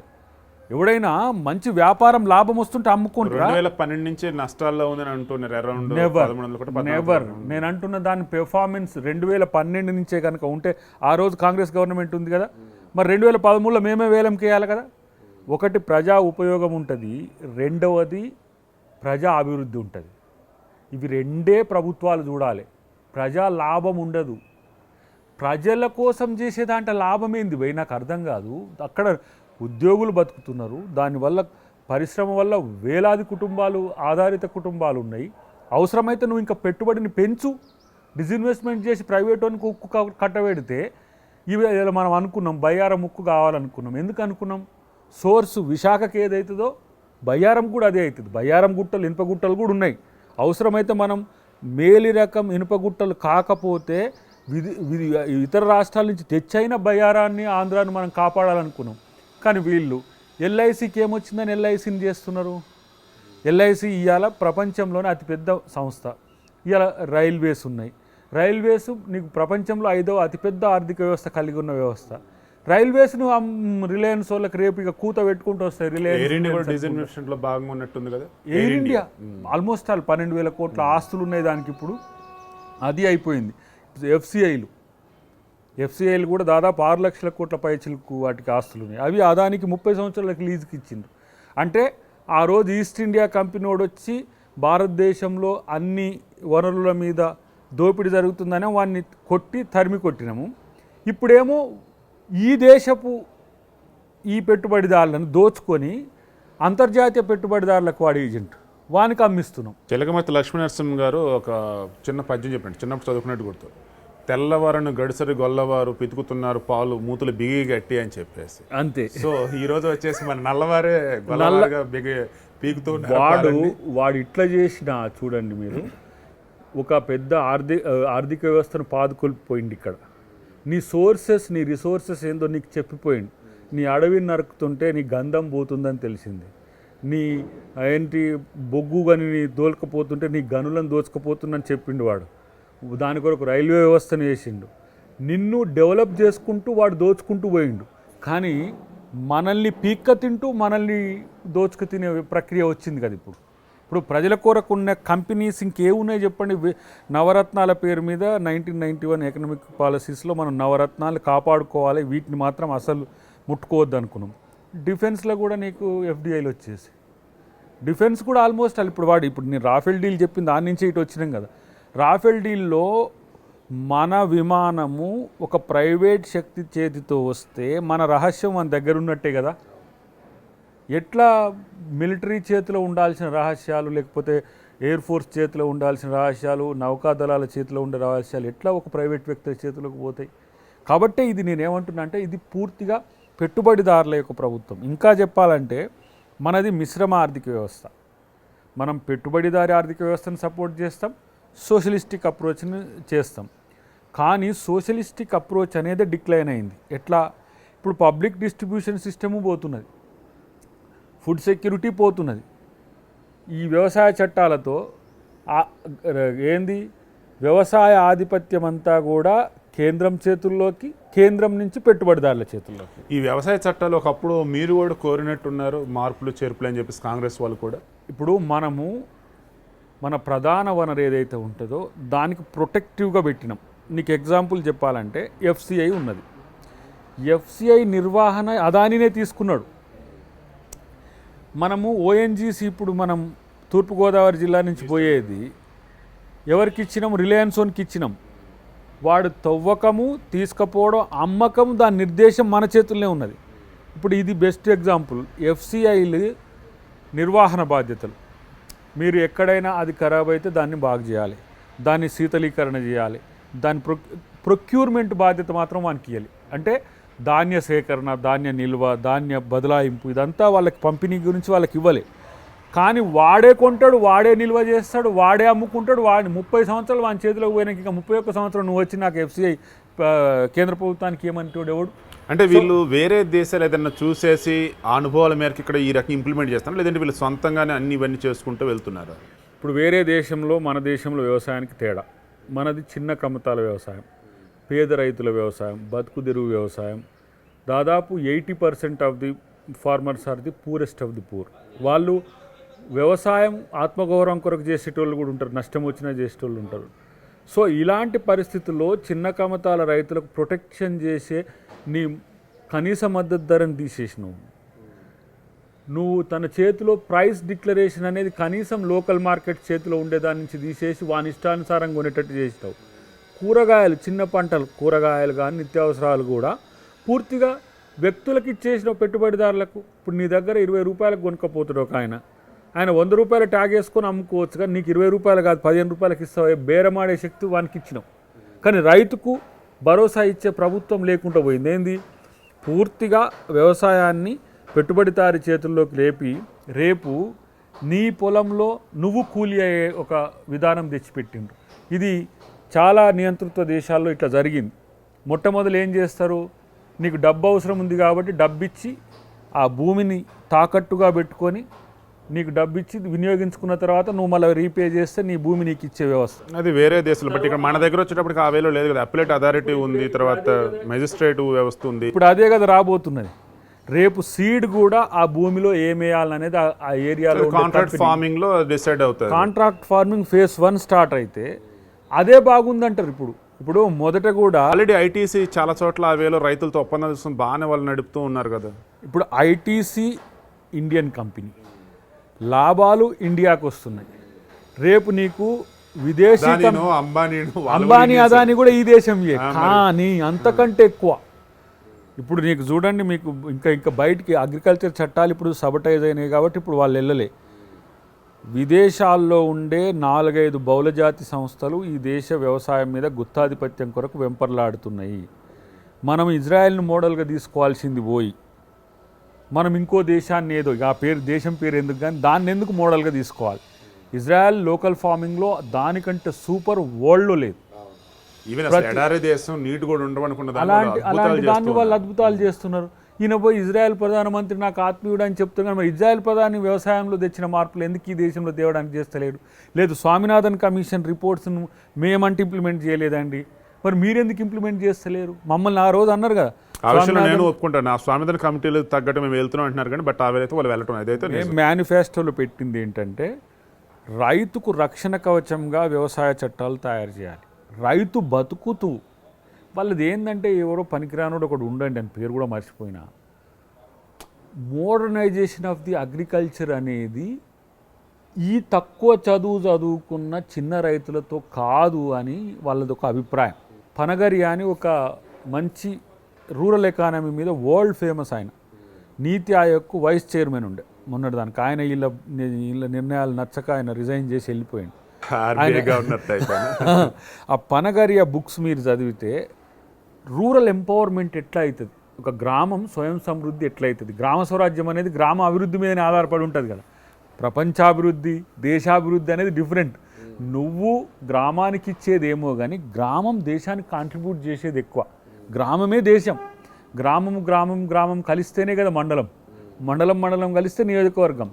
అక్కడ పంట అభివృద్ధి, పంట దిగుబడి, పంట రాబడి మీద, రూరల్ ఫార్మింగ్ మీద మనం అవగాహన పెంచుకొని వాళ్లకు అవగాహన పెంచాల్సిన అవసరాన్ని మరిచి, నువ్వు చేయలేవు కాబట్టి నువ్వు పక్కకు పో, నువ్వు దీంట్లో కూలి పని చేయి, మళ్ళీ వచ్చి నీకు ఈ విత్తనాలు ఇస్తాడు, ఎల్ఏ వచ్చి నీకు యూరియా ఇస్తాడు, ఎల్ఏ వచ్చి మార్కెటింగ్ చేసి పెడతాడంటే ఈయన ఎందుకు బానిసగా తన భూమిలో తను పనివాడే, కూలివాడే కదా. సో ఇక్కడ జరగబోతున్నది అది రేపు. ఇది అర్థం కాదు. ఇప్పుడు మామూలు మనం చెప్పే ఈ పార్లమెంట్ మళ్ళీ డిస్కషన్కి వస్తాయి కదా, ఇవి రావు. సుప్రీంకోర్టు మరి కమిటీ వేసి ఏమైనా చర్చించుకోండి అని చెప్తుంది. రైతులేమో నిర్విరామంగా నిరసన. నేను అంటున్న సంవత్సరంన్నరకు హోల్డ్లో పెట్టిన, సంవత్సరం తర్వాత ఈ స్పిరిట్ ఎందుకు ఉంటుంది? బట్ రైతులు స్టిల్ ఉద్యమాలు చేస్తున్నారు కదా, రద్దు చేసే వరకు మేము ఆగము. మొత్తం దాన్ని కొలాప్స్ చేసి పడేసే, మొత్తం ఢిల్లీలో మొత్తం చేసి వాళ్ళని దేశద్రోహులు చేసే, వాళ్ళని పాకిస్తానీలను చేసి, వాళ్ళని ఖలిస్తానీలను చేసి, అన్నీ పూర్తి స్థాయిలో ఒక మాట బీజేపీ అంతా చెడు చేసిందని చెప్పలేను, కానీ చేసేదంతా మంచి అని చెప్పడానికి లేదు. ఇది సమస్య. అదే ప్రతి రాజకీయ పార్టీకి ఉండేది. కామన్. కానీ నేను ఇప్పుడు నా విమర్శ ఒక కన్స్ట్రక్టివ్గా నేను అంట, 100 రూపాయల పెట్రోల్ ఈరోజు వచ్చింది. అంతర్జాతీయ మార్కెట్లో పెట్రోల్ డీజిల్ ధరలు తగ్గుతూ ఒక్కొక్కడు చీపెస్ట్ పెట్రోల్ చీపెస్ట్ డీజిల్ ఇస్తుంటే నువ్వు నీ దేశానికి అమ్ముకునేది 100 రూపాయలకి ఇచ్చి పాకిస్తాన్కి ఇచ్చేది 51 రూపాయలకి ఇస్తావు. ఎవరి మీద నీకు ప్రేమ ఉన్నట్టు? మమ్మల్ని నువ్వు అంటే పాకిస్తాన్ ప్రేమికులు అంటారు కదా వీళ్ళు. మీ పాయింట్ కాదు, ఈ మధ్య మిమ్మల్ని ఎవరో పాకిస్తాన్ ప్రేమికుడు అంటున్నారు ఏంటి? ఇదే వాట్సాప్ యూనివర్సిటీ పనికిరాని చెత్తగాళ్ళు ఉంటారు కొంతమంది, వాళ్ళకి రోజుకు 100-200 రూపాయలు ఇస్తారు. పేటిఎం బ్యాచ్ ఇగో ఇవాళ ఈ కాంగ్రెస్ గురించి కొట్టాడే లీడర్ను నేను ఇగో ఇట్లా బదనాం చేసిన. వాళ్ళు ఏంటంటే సోషల్ మీడియాలో ఇదంతా ఒక ప్రాపగండా టీం. నేను చెప్పిన ఇప్పటికీ కూడా వాళ్ళు ఏంటంటే పాకిస్తాన్ను మనం ఇంత ప్రేమిస్తున్నా వాడు ద్వేషం పెంచుకున్నాడు రాహులే, వాడి వల్ల లాభం లేదు ఈ దేశానికి. ఎప్పుడు కూడా వానితో మనం నయ్యానికి పోతున్నా వాడు కయ్యానికి వస్తున్నాడు, వాడు నష్టపోతుండు, మనతో విడపడి వెళ్ళిపోతుండు. అయినా మీద వాడు దాయాది, వాని మీద మనకు ప్రేమే ఉంది, కానీ వాడు ఇంటి తమ్ముడు కాడగా వినిపోతే మన మీద ఎగిరినట్టు ఉన్నాడని చెప్తే మీరు ఇట్లా బీజేపీని విమర్శిస్తానికి పాకిస్తాన్ ప్రేమిస్తానికి కూడా అంటారా అని అంటే, అరే నీకు ఇష్టం వచ్చినప్పుడు ప్రేమించుడు, నీకు ఇష్టం లేనప్పుడు నేను ద్వేషించడానను. పాకిస్తాన్కు ప్రధానమంత్రి ప్రోటోకాల్ కూడా లేకుండా ప్రోగ్రాంలో లేకుండా పోయి నవాజ్ షరీఫ్ ఇంట్లోకి పోయి బిర్యానీ తిని ఛాయ్ తాగి అలా బిడ్డ బర్త్డే నీకు ఇష్టం ఉంటేనేమో ప్రేమ, మాకు ఇష్టం ఉంటేనేమో కయ్యమా అని చెప్పి ఇట్లా అన్నందుకు నీకు ఇష్టం ఉన్నప్పుడు చేపిస్తున్నా, పాకిస్తాన్ నేను ప్రేమిస్తాను ఒక 10 నిమిషాలు పెట్టి ట్రోల్. ఎక్కడ 22-23 దేశాలకు పంపించారు దరిద్రులు. ఎంత నెట్వర్క్ ఒక్కసారిగా. పాకిస్తాన్ మీకు ఇన్విటేషన్ రాలేదా? వాళ్ళే చేసిరు కదా వానితో. మన ఇమ్రాన్ ఖాన్తో నాకు పెళ్లి చేసిండ్రు. వాళ్ళకి ఎంత ద్వేషం అంటే ఇమ్రాన్ ఖాన్ మొగోడు, నేను లేడీస్. మళ్ళీ నా మీద వాని మీద ఉన్న ప్రేమ కూడా నా మీద లేదు. అంటే వీళ్ళు స్వదేశీలనే ప్రేమించలేని దరిద్రులు వీళ్ళకేమో అవుతుంది. కానీ సరే ట్రోల్ చేసుకొని అండి, నేను ఈ దేశం మూలవాసిని, ఎవడో వలస వచ్చినోడు ఇక్కడికి వచ్చి బతుకొచ్చినోడు అంటే నేనేం ఫీల్ కానీ. ఎందుకంటే సో మనం ఇట్లా డిస్కస్ చేస్తుంటే బహుశా ఈ రోజుల్లో చేస్తామేమో. సో సింపుల్గా వెళ్ళిపోదాం, టకటక షార్ప్గా వెళ్ళిపోదాం. మాల మహానాడు ఉద్యమానికి సంబంధించి వచ్చున్నారు. ఇప్పటికీ ఆ సామాజిక వర్గం కావచ్చు, మాదిగ సామాజిక వర్గానికి కావచ్చు, ఇద్దరి మధ్య ఎక్కడో చిన్నపాటి విభేదాలు ఏవో ఉన్నాయి ఈ రిజర్వేషన్ సంబంధించి. ఎందుకు అవి ఇంకా రిజర్వేషన్ వర్గీకరణ ఎందుకు జరగటం లేదు? అసలు దానివల్ల నష్టం ఏంటి? ఇది పాలక వర్గాల యొక్క కుట్ర. నేను ఈదుమూడి కూడా మందకృష్ణ గారు పెట్టిన 25 సంవత్సరాల దండోర మీటింగ్లో నేను పాల్గొన్నా. ఆ రోజు కిషన్ రెడ్డి గారు వచ్చిండ్రు కేంద్ర మంత్రిగా, నేను సంపత్ గారు చాలామంది పోయినాం అక్కడికి. ఆ రోజు నేను అన్నా ఏంటంటే ఇది మాలలు అడ్డుకుంటే అడ్డుకునేది కాదు, ఆగిపోతున్నది కాదు. పాలక వర్గాలు నిరంతరం మాలమాదిగలను కొట్టాడుకోవడానికి చేస్తున్న ఒక ఎత్తుగడ రాజకీయాలు. వర్గీకరణ చేయటం మీకు ఇష్టమేనా? అవునో కాదో తేల్చండి. ఇప్పుడు నేను డైరెక్ట్ బాజాప్తా వర్గీకరణ చేయమన్న రోజులు ఉన్నాయి, వర్గీకరణను తేల్చండి అన్న రోజులు ఉన్నాయి, వర్గీకరణను కొనసాగించడం మీ కుట్ర అన్న రోజులు ఉన్నాయి, వర్గీకరిస్తే మిమ్మల్ని అంతు చూస్తామన్న రోజులు కూడా ఉన్నాయి. ఇవన్నీ కూడా మా ఈ గాలిలో పోతున్న మాటలే. కానీ ఒక్కడు కూడా ఇప్పుడు ఒక ఇంట్లో ఇద్దరు అన్నదమ్ములు కొట్టాడుకుండండి, ఇంటి పెద్ద పరిష్కారం కొరకు మార్గం చూపడా? ఎందుకు చూపట్లేరు 25 సంవత్సరాలుగా? సో వీళ్ళిద్దరి మధ్య ఇట్లా కాన్ఫ్లిక్ట్ ఉంటేనే వాళ్ళు మిగతా విషయం గురించి అంత ఆలోచించారు. నేను ఇంకా కేటగిరికల్గా చెప్తా, వర్గీకరణే మాదిగల మధ్య ఉండే సమస్యలన్నిటికీ పరిష్కారం అంటే ఈరోజు దానికి వ్యతిరేకించనని చెప్పిన. దానివల్ల నేను మాల జాతి నుంచి కూడా పెద్ద నిరసన ఎదుర్కొన్నా. అద్దంకి దయాకర్ మాదిగ వర్గీకరణని ఎందుకు మాలలు వ్యతిరేకిస్తా ఉన్నారు? దళితులను విడగొట్టకండి, దళితులుగా ఉండనియండి. కానీ మాదిగ సోదరులు చాలామంది చెప్పేది ఏంటంటే మాలో చదువుకున్న వాళ్ళు తక్కువ ఉన్నారు, మాలలో కొంచెం చదువుకున్న ఎక్కువ ఉన్నారు, దానివల్ల ఎక్కువ ఉద్యోగాలు వాళ్ళు పట్టుకెళ్ళిపోతూ ఉన్నారు, మేము ఆ వేలో వెనకబడతా ఉన్నామని అంటారు. 2 సెన్సిటివ్ ఇష్యూ కాబట్టి చెప్తా.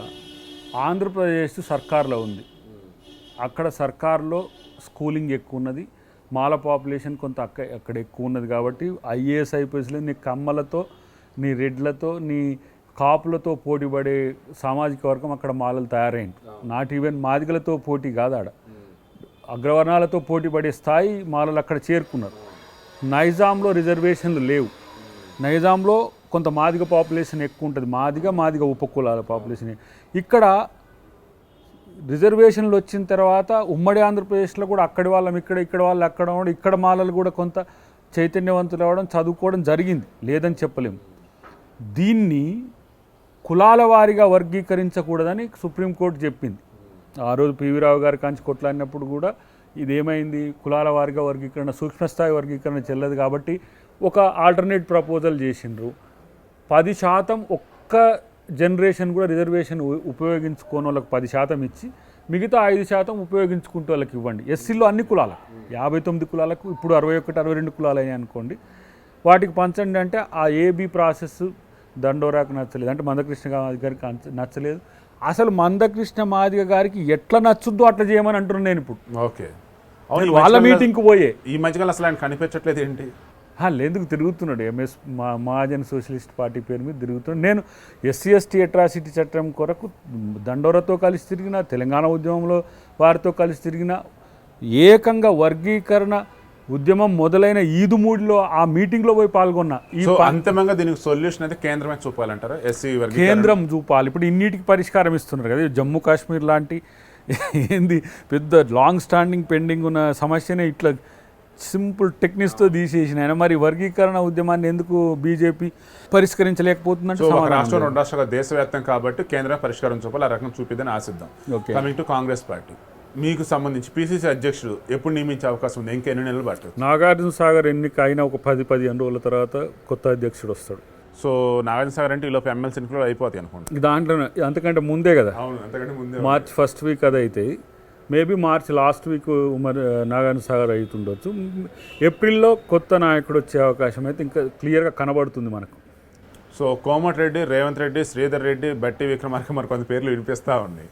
ఎవరికి వచ్చే ఛాన్స్ ఉండొచ్చు అంటే మీ ఒపీనియన్ ప్రకారం? నా దృష్టిలోనైతే వీళ్ళు ప్రాబబుల్ లిస్ట్లో అందరూ ఈక్వివలెంట్ కాంపిటీషన్ ఉన్నది కాబట్టి అది ఇంకా కొనసాగుతున్నది. సో తొందరలోనే ఒక పరిష్కారం వస్తుంది నేను అనుకుంటా. నేనైతే నా మటుకు నేను ఎవరికి వచ్చినా కూడా ఒక సిన్సియర్ కాంగ్రెస్ కార్యకర్తగా పనిచేయడం. అలాగే చేస్తారు, నో డౌట్. తర్వాత దీనిని ఈక్వల్ టు సీఎం పోస్ట్ అన్న వేలో రెడ్డి సామాజిక వర్గం భావిస్తూ ఉన్నారు తెలంగాణలో. ఎందుకు? పీసీసీనా? Yes, PCC. అయితే పీసీసీ అనేది క్రూషియల్ పోస్టు, బట్ అది సీఎం పోస్ట్ ఏం కాదు. సీఎం పోస్ట్ కాదు, but they feel like that. అంటే నాకు కావాలి నేను అర్హుడిని, నేను బెస్ట్ ఇస్తాను. బీజేపీ ఎదురు చూస్తూ ఉన్నది. అంటే కాంగ్రెస్లో అసమ్మతులంతా కూడా బీజేపీకి రావాలనే ఆలోచనతో ఉన్నది. దాంట్లో పర్టికులర్గా కాంగ్రెస్ పార్టీ నువ్వు అవునన్నా కాదన్నా కొంత రెడ్డి ఆధారిత పార్టీ. సో ఇప్పుడు రెడ్లకు ఇవ్వకపోతే మా వైపు కొంతమంది యంగ్ రెడ్డిస్ ఇంకా మిగతా రెడ్డిస్ వస్తారనే ఆలోచన ఉంటుంది, కానీ ఎవరు పోరు.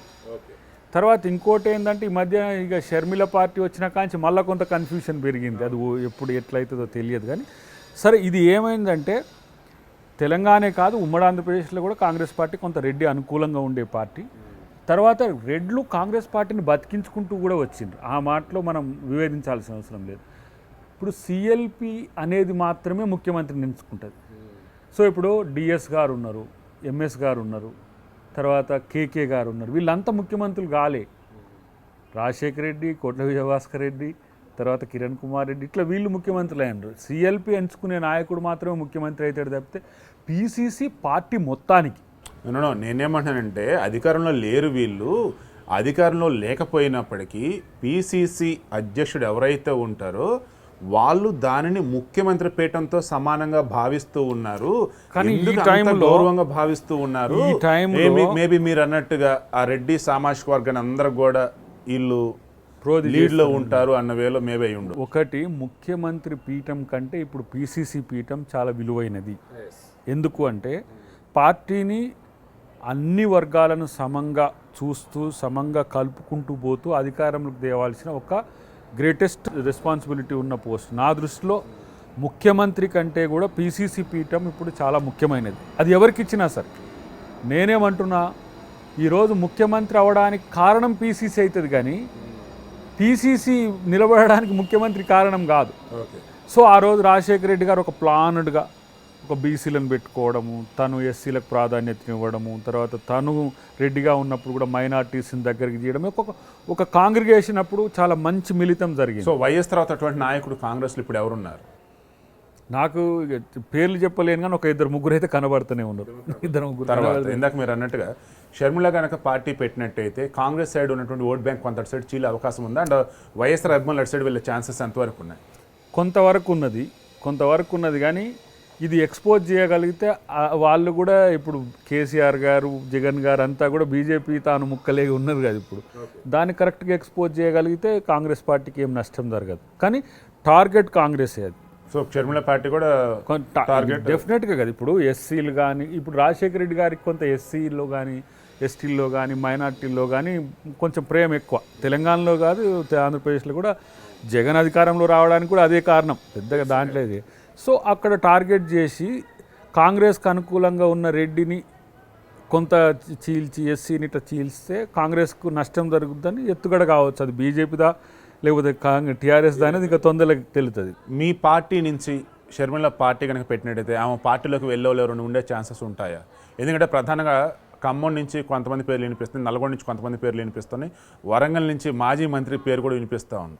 మా పార్టీ నుంచి ముఖ్య నాయకులు పోవడం తక్కువ నాకు తెలిసి. ఎందుకంటే కాంగ్రెస్ రాబోయే రోజుల్లో అధికారంలోకి వస్తుంది. అది కేంద్రంలోను ఇటు రాష్ట్రంలోను. ఎప్పుడు ఎప్పుడు ఎన్నికలు పెడుతున్నారు అది చెప్పమని ఫస్ట్. 2023 కావచ్చు, 2024 కావచ్చు. ఎప్పుడు పెట్టినా కాంగ్రెస్ ఇటు రాష్ట్రంలో వస్తుంది, అటు కేంద్రంలో కూడా 100% అవకాశం ఉన్నది. ఎందుకంటే ఇక 1 సంవత్సరం తర్వాత బీజేపీకి ప్రజలు చుక్కలు చూపిస్తారు. ఎందుకంటే వాళ్ళు పేదరికంలో, మీరు తెలియదు కానీ చాలా మంచిగా బతికిన కుటుంబాలు కునారెళ్తున్నాయి. అది చెప్పుకోవడానికి మనం సిగ్గుపడాల్సిన అవసరం ఉంది. అంటే ప్రైవేట్ టీచర్లు కానీ, ప్రైవేట్ కంపెనీస్లో పనిచేసిన వాళ్ళు కానీ, ఎవరైతే మిడిల్ సెక్షన్ అని మనం అనుకుంటామో, గవర్నమెంట్ ఉద్యోగాలు ఏం లేవు కదా. ఈ మంచిగా చదువుకున్న పిల్లలంతా కూడా ఎంఎన్సీసీ నుంచి మొదలు పెడితే చిన్న ఎంఎస్ఎంఈల వరకు వాళ్ళు జాయిన్ అయి ఉన్నారు. ఎంఎస్ఎంఈలు మొత్తం కొలాప్స్ అవుతున్నాయి, అంటే 90% కొలాప్స్ అవుతున్నాయి. ఇటువైపు టీచర్లు, ప్రైవేట్ పూర్తిగా రాబోతున్నది. చూడండి మీరు, మధ్య కాంగ్రెస్ మీద ప్రేమ ఉన్న వాళ్ళు అండ్ బీజేపీ మీద వ్యతిరేకత ఉన్న వాళ్ళు అంతా కలిపి కాంగ్రెస్ ని మరల అధికారంలో తీసుకొస్తారు. నేనేమంటున్నా, కాంగ్రెస్ రోజులు గుర్తు తెచ్చుకొని బీజేపీకి బలం ఏంది?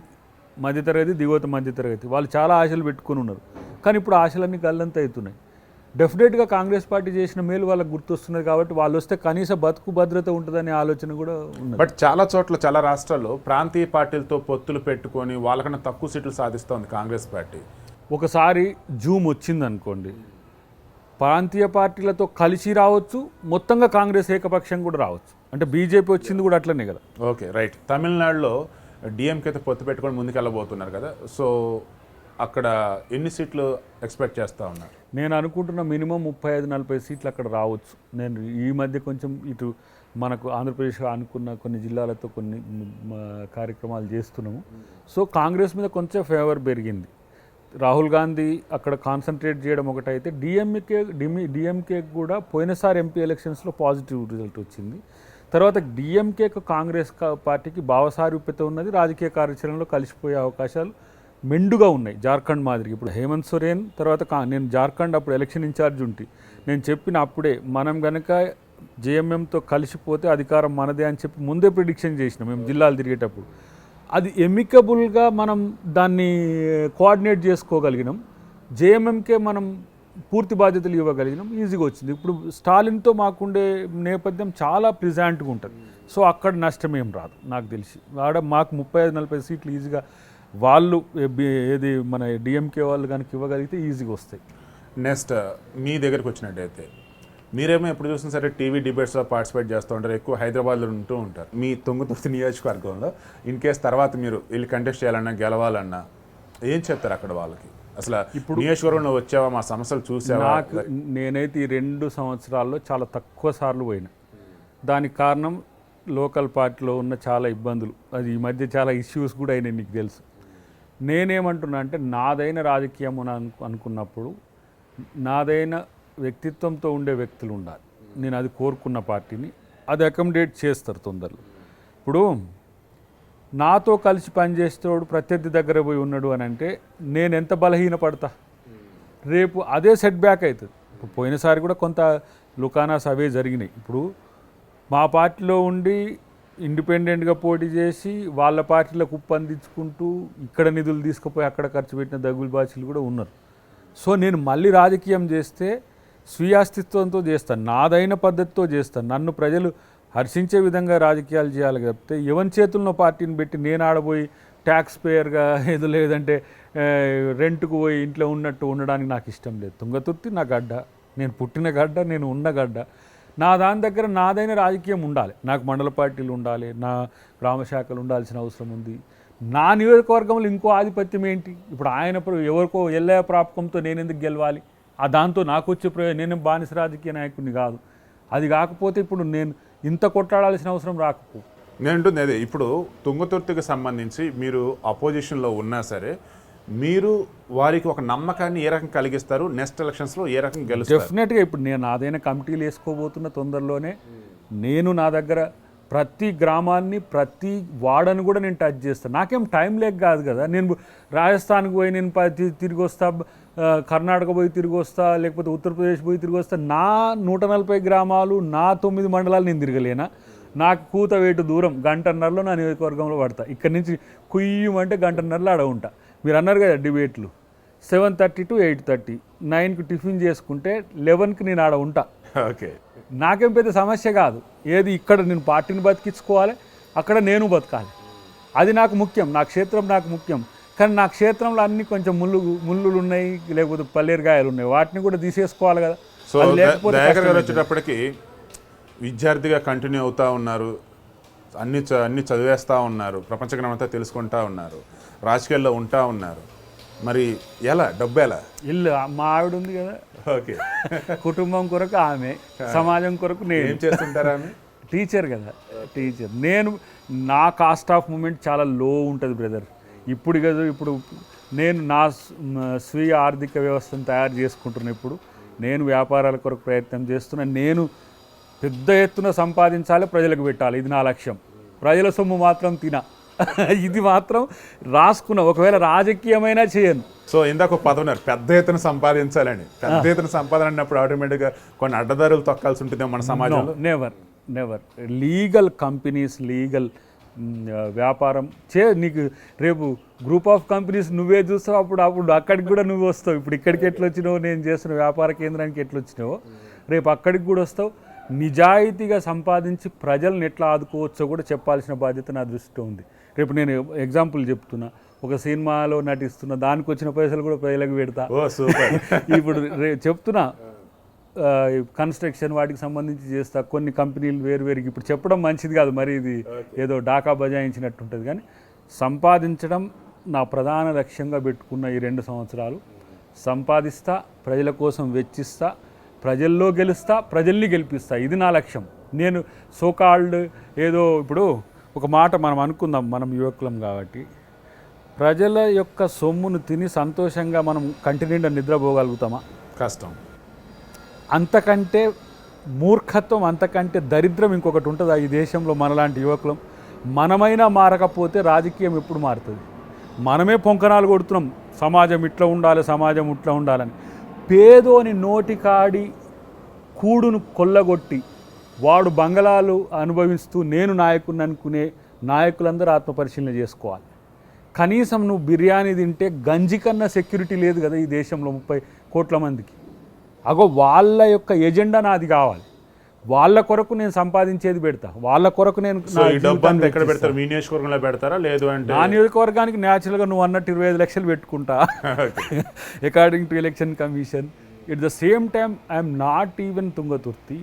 తెలంగాణనే కాదు, నా కార్యాచరణ రేపు దేశవ్యాప్తంగా కూడా ఒక ప్రజా ఉద్యమాలు నిర్మించే ప్రయత్నంలో ఉన్న యువశక్తిని సమీకరించడం. అన్నిటికంటే ముందు ఎథికల్ పాలిటిక్స్. మనం అట్లీస్ట్ ఒక గైడ్గా మనం ఉండాల్సిన పరిస్థితి ఉన్నది. ఏముంటుంది, ఎమ్మెల్యే ఎంపీ అవుతావు, ఈ అసెంబ్లీకి ఆ పార్లమెంటుకు ప్రాతినిధ్యం వహిస్తావు, డూడు బసవన్న లెక్క కాదు. యువకునిగా నీ సామాజిక బాధ్యత ఉంది, అది కూడా మనం గుర్తు చేయాలి. మనం రూపాయి చేస్తే ఇంకా నిజాయితీతో ఉన్న యువత ఇంకా 2 రూపాయలు చేస్తారు. అంటే నిన్ను ఏమంటాం, ఆదిశంకరాచార్యుడు కాక భక్తి ఉద్యమం చేస్తే ఈ దేశం మొత్తం కూడా ఆధ్యాత్మికంగా మారిపోయింది. ఒక గాంధీ నిజాయితీతో ఉద్యమం చేస్తే ఈ దేశానికి స్వాతంత్రం వచ్చింది. ఒక యువకుడు ఈ దేశానికి ఒక ఆదర్శం కావాలి. ఆ ఆదర్శమై వైపు నడిపే వ్యవస్థలు లేవు. అంతా నువ్వెంత పెడతావు, నువ్వెంత పెడితే గెలుస్తావు, గెలిచినాక ఎంత సంపాదిస్తావు, ఇదా? సో ఇక్కడ ఒక పాయింట్ మళ్ళీ మిస్ అవుతాయేమో. కాంగ్రెస్ పార్టీ ప్రజెంట్ చాలా చోట్ల అధికారంలో లేదు, బట్ ఉద్యమాలు చేయడం కావచ్చు, లేదంటే ప్రజల దగ్గరికి వెళ్ళటం కావచ్చు, ఈ నాయకులకు సంబంధించి కార్యాలయాలు నడిపించడం కావచ్చు, లైక్ ఇవన్నీ ఫండింగ్ అదంతా ఎలా మీ జేబు నుంచి పెడుతున్నారా, లేదంటే పార్టీ అధిష్టానం నుంచి ఫండ్ అనేది ఉందా? నేను ఎలక్షన్స్లో కూడా నేను పార్టీ ఇచ్చిన పరిమితమైన వరల్నే వినియోగించుకున్నా. నేను ఎప్పుడు కూడా డిపెండెంట్గా లేను, ఎవరో ఫ్రెండ్స్ లేకపోతే XYZ. ఇప్పుడు నేనేమంటున్నా, నేనే ఒక 10 మందికి పెట్టేటట్టుగా తయారవుతా. నేను ఇంకొకరి మీద ఆశపడి, పోయినసారి కూడా నేను కొంత ఆశపడే నష్టపోయినట్టు అనిపించింది నాకు. అసలు నాకున్న అంచనా మేరకు ఏంటంటే నాకు టికెట్ వస్తుందనే నమ్మకం లేదు. కానీ సిస్టమ్ చూడు, రాహుల్ గాంధీ పిలిచి నన్ను ఇంటర్వ్యూ చేసి నువ్వు పోవాల్సిందే అని చెప్పి నన్ను పురమాయించి నన్ను పంపించింది. ఎగ్జాక్ట్గా వ్యాలిడ్ పాయింట్ మీరే రైజ్ చేశారు. కాంగ్రెస్లో ఇది ఒక సారీ టు సే దిస్ దరిద్రం అంటారు. లాస్ట్ మినిట్ వరకు కన్ఫ్యూజన్లో ఉండటం, డబ్బుల కోసం సీట్లు అదే అమ్ముకుంటూ ఉండటం, లైక్ ఈవేళ అంటూ ఉండటం, టికెట్లు అమ్ముకుంటూ ఉండటం అన్నది అది స్టిల్ కంటిన్యూ అవుతుందా? అదే మీ పార్టీకి అతిపెద్ద సమస్య అంటూ ఉంది. ఇప్పుడు అది డిస్ట్రక్ట్ అయ్యే అవకాశం ఎక్కువ ఉంది. ఎందుకంటే కొన్ని ప్రాక్టికల్స్ జరిగినాయి. నాది కూడా రాహుల్ గాంధీకి ప్రత్యక్షంగా నా గురించి తెలుసు ఈ విషయంలో.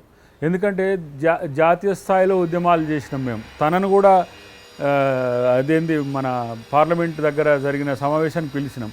అరే ఇలాంటి నాయకులకే టికెట్లు ఎందుకు రాలేదు అనే స్థితి ఆయన ఆలోచించుకుంది. అంటే ఎంత పెద్ద వ్యవస్థ టికెట్ల చుట్టూ ఉన్నదనేది తనకు అర్థమైంది. ఒకటైతే ఇంతకు ముందులాగా ఒక రోజు ముందు 2 రోజుల ముందు కాదు, మినిమం ఒక 2-3 నెలల ముందు టికెట్లు ఇచ్చే వ్యవస్థ వస్తుంది.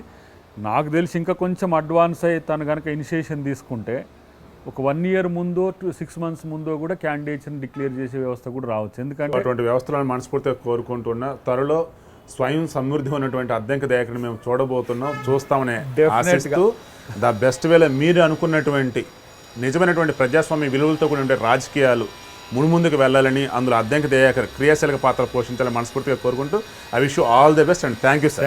Thank you brother.